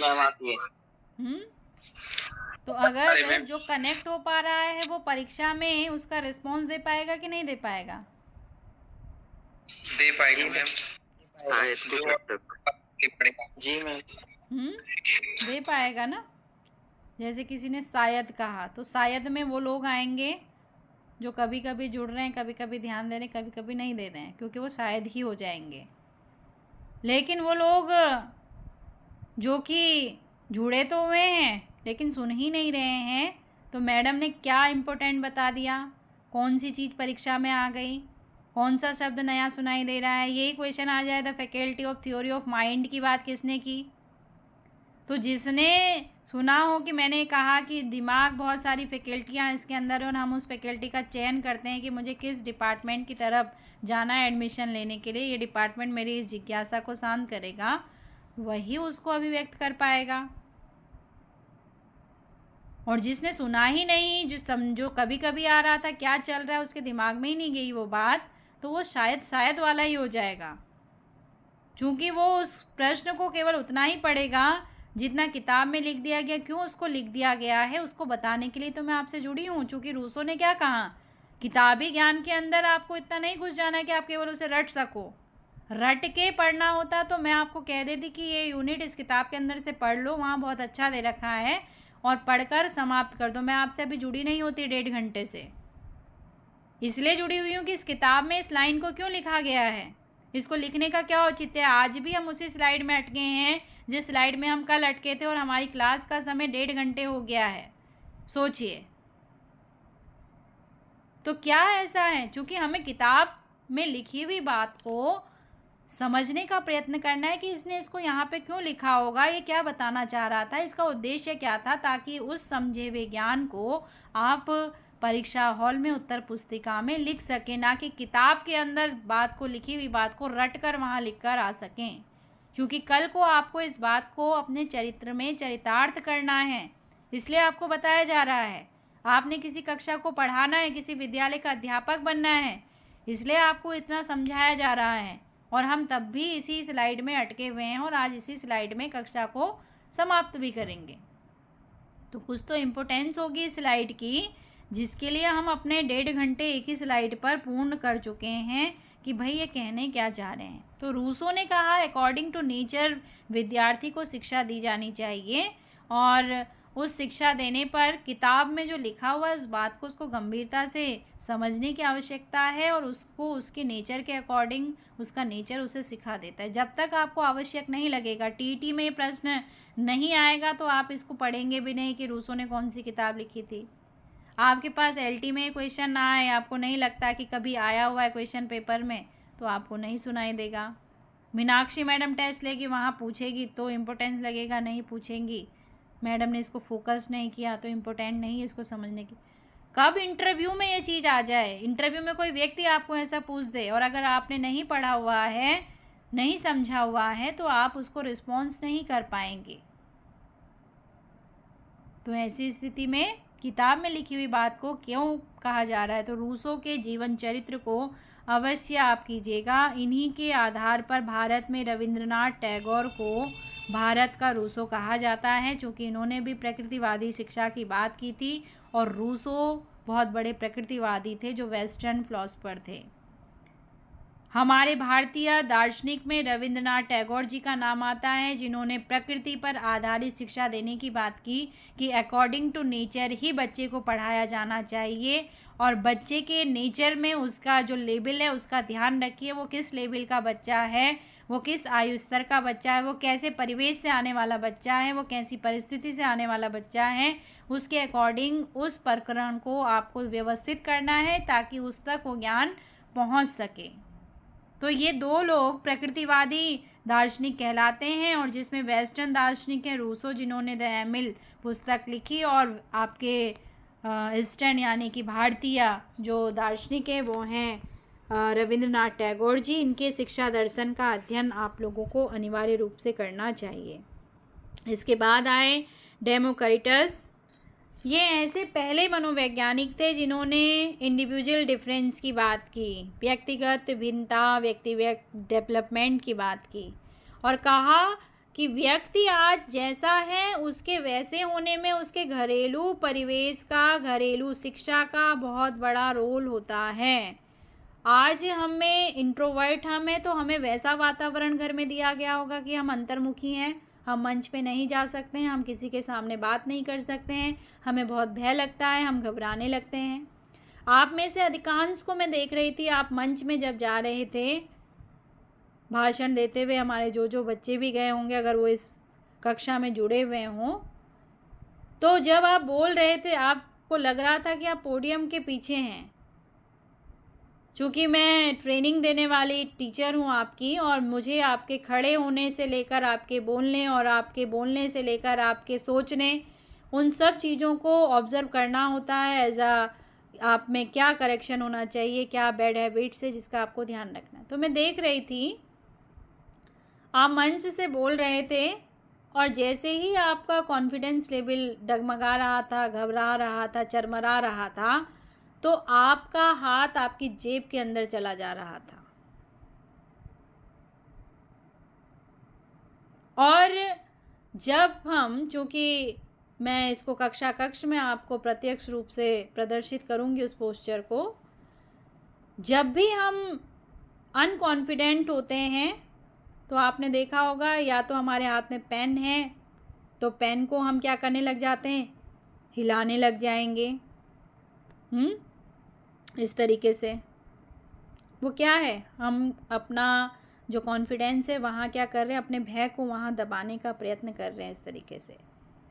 कुछ लोग होंगे, आप देखते होंगे, इस तरीके से हिलते रहेंगे और नाखूनों को क्या करेंगे, कुतरना शुरू कर देंगे। इस समय क्या है, वो नर्वस हो रखा है, वो उस समय अनकॉन्फिडेंट हो रखा है।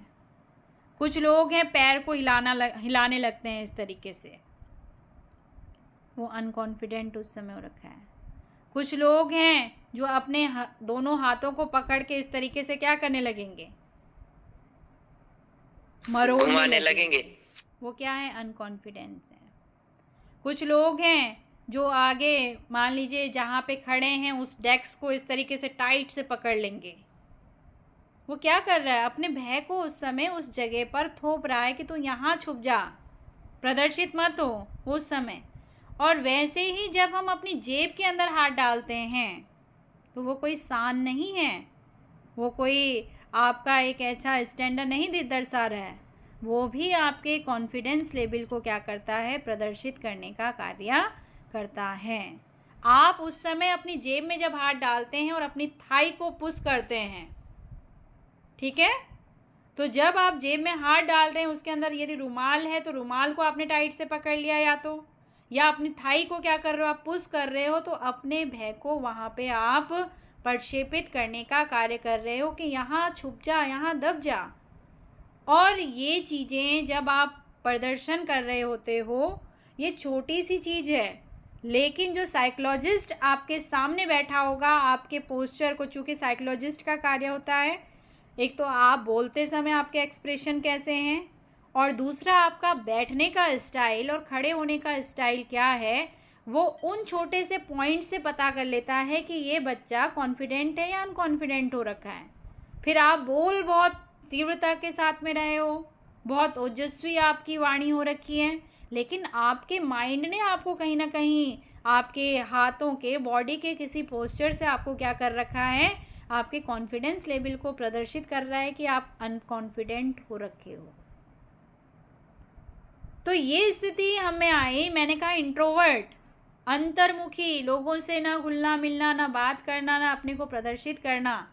ये गुण हमें तब आता है जब हमें परिवार ने ऐसा इन्वायरमेंट दे रखा हो कि हम लोगों के बीच में नहीं जाते हैं, हम नाते रिश्तेदारी में नहीं जाते थे, जैसे ही मेहमान आते थे हम कमरे में बंद हो जाते थे, हम चुप के बैठ जाते थे, हम उनसे बात नहीं करते थे, हमने प्रणाम किया और जाके एक साइड में जाके बैठ गए। क्यों, हम घुल मिल क्यों नहीं रहे हैं उनसे, क्यों बात नहीं कर पा रहे हैं? ये छोटी सी बात है, लेकिन ये आपके पूरे जीवन को कैसे ढर्रे को चेंज कर देगी, आपको कैसे काट देगी लोगों से। आप लोगों से बात करने से हिचकने लगोगे।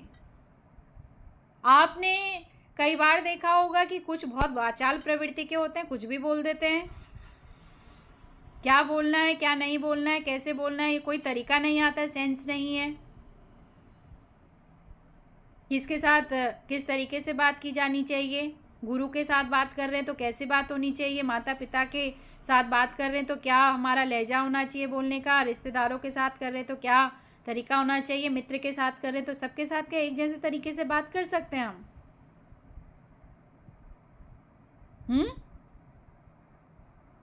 सबके साथ एक जैसा नेचर चल जाएगा?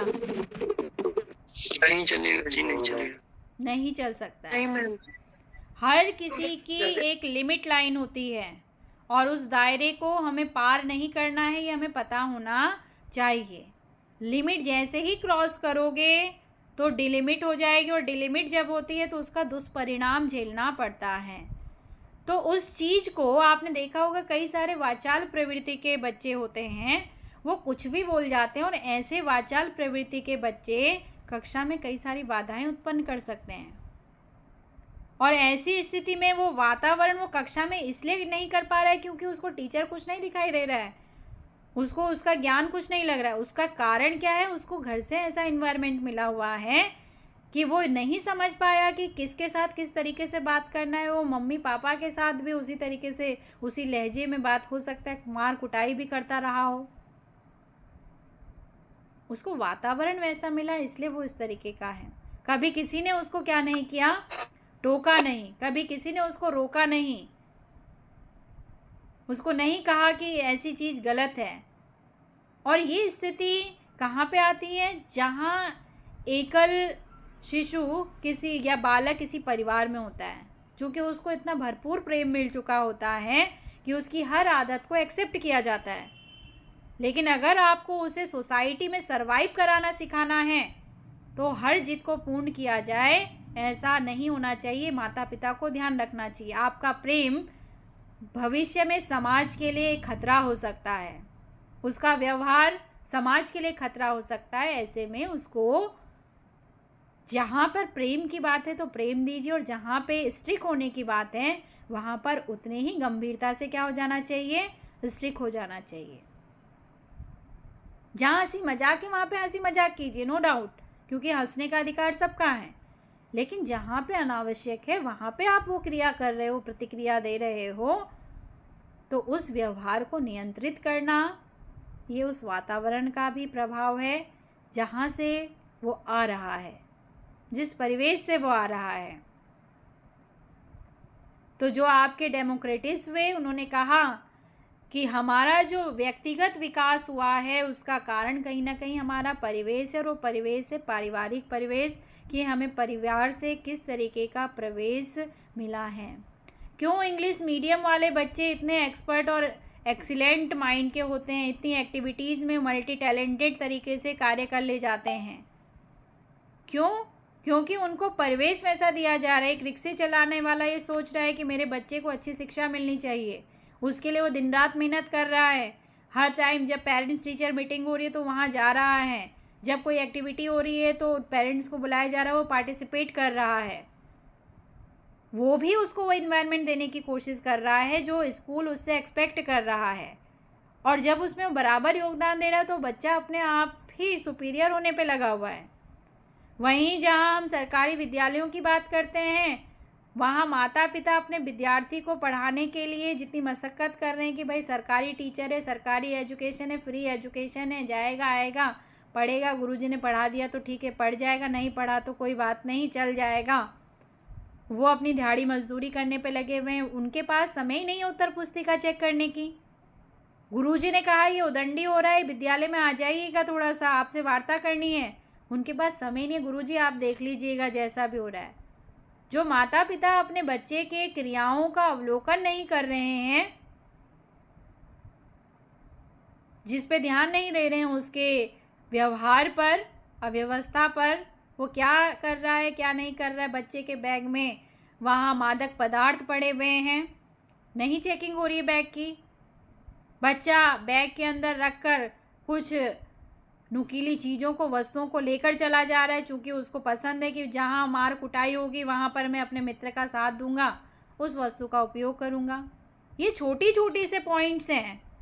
हर चीज़ शिक्षक सुधार सके ये संभव नहीं है, किंतु शिक्षक के द्वारा दिए गए निर्देश का अगर मैं कुछ सिखा रही हूँ और आपका सहयोग नहीं मिलेगा तो क्या मैं उसको सिखा पाऊँगी,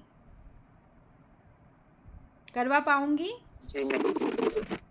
आज मैंने सबको बहुत बाहर आकर मैंने कहा भुवन भाई कॉपी पेन निकालो और इन सब का नाम नोट करो। जगपाल को कहा कि देखो किसी का रजिस्ट्रेशन नहीं छूटना चाहिए। मैंने आपको वहाँ पर फोर्स किया। फोर्स करने के बाद, चूँकि मैं जानती हूँ आप सबके अंदर बहुत प्रतिभाएं हैं, आप बहुत टैलेंटेड हो तभी हमारे पास हो, आप बहुत प्रतिभामुखी हो तभी आप डिपार्टमेंट में हो। उन सारे लोगों को पछाड़ कर आपका सिलेक्शन हुआ, 50 लोग जो आए हैं। और ऐसी स्थिति में आप अपनी प्रतिभाओं को नहीं समझ पा रहे हो, अपनी प्रतिभाओं को जागृत नहीं होने दे रहे हो, अपनी शक्ति को विकसित नहीं होने दे रहे हो, तो किसी को तो कठोर बनना पड़ेगा आपके लिए। और उस कठोरता में प्रत्येक व्यक्ति ने, चाहे दबाव में किया चाहे तनाव में किया, सबने प्रतिभाग किया। और उसके बाद जब आपको उसका उचित प्रतिफल मिला तो क्या आपको अपने में गौरव नहीं हुआ?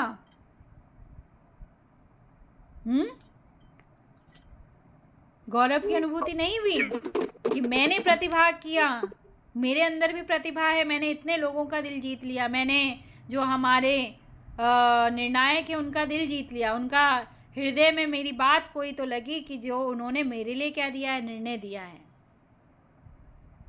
वहीं किन्हीं बच्चों के मन में विचार आया होगा कि मुझे ही फर्स्ट आना चाहिए था, तो उन्हें भी प्रश्न मिला कि भाई मुझ में ऐसी कौन सी कमी रह गई जो मैं निर्णायक तक नहीं पहुंचा पाया, जो बात में वहां तक नहीं ले जा पाया। तो कुछ तो मिला है ना।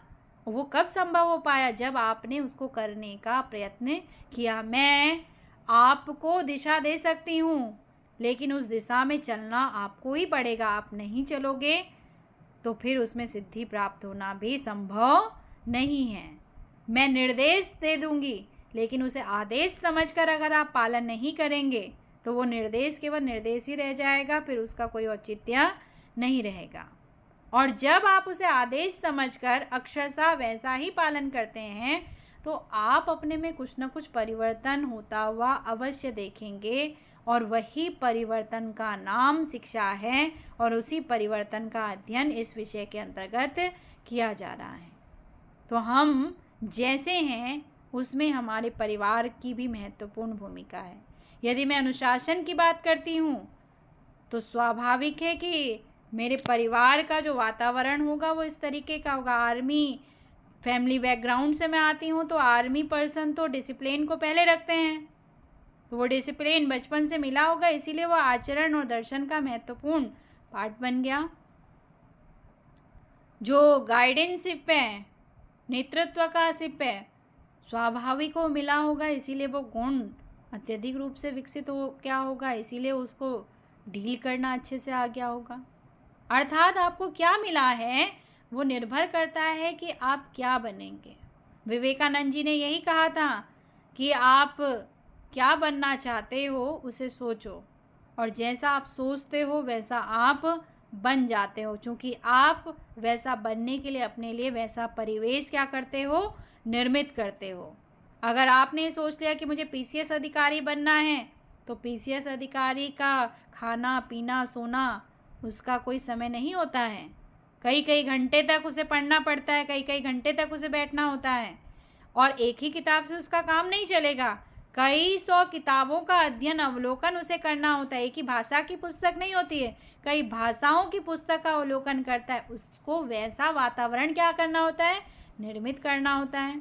ठीक वैसे ही आप शिक्षक बनने आए हैं, अगर आपको वास्तविक रूप से एक आदर्श अध्यापक बनना है तो उन सारे तत्वों को जो एक आदर्श अध्यापक के अंदर होने चाहिए आपको समाहित करने के लिए अपने को तराशना, आपको अपने को तपाना होगा, अपने को घिसना होगा, और वो वातावरण आपको जैसा दिया जाएगा, अगर आप उसके अनुकूल अपने को तपा रहे हैं, घिसा रहे हैं, तो स्वाभाविक है वो सारे गुण आपके अंदर क्या हो रहे होंगे, समाहित हो रहे होंगे। और नहीं कर रहे होंगे तो आप जैसे थे वैसे ही रहोगे और वैसे ही चले जाओगे। समझ रहे हो बात को? तो ऐसी स्थिति में इस शिक्षण अधिगम की प्रक्रिया के अंतर्गत मनोविज्ञान का कार्य है आपके आत्मा के दर्शन आपको कराना कि आप क्या हो और आपको क्या बनना है, आप क्यों यहाँ पे हो और आपको कहाँ तक जाना है। उस दर्शन को करवाने का कार्य मनोविज्ञान का है। अगर आप उसे समझ गए और आपने दर्शन कर लिया अपनी आत्म दर्शन को, तो स्वाभाविक रूप से आप अपने उद्देश्य तक पहुँच जाएंगे। तो आज का प्रकरण हमारा हम यहीं पर समाप्त करेंगे, क्योंकि मेरी दूसरी कक्षा का समय हो गया है। तो कल की कक्षा में हम पुनः मिलते हैं। अपना ध्यान रखिए, स्वस्थ रहिए और मस्त रहिए।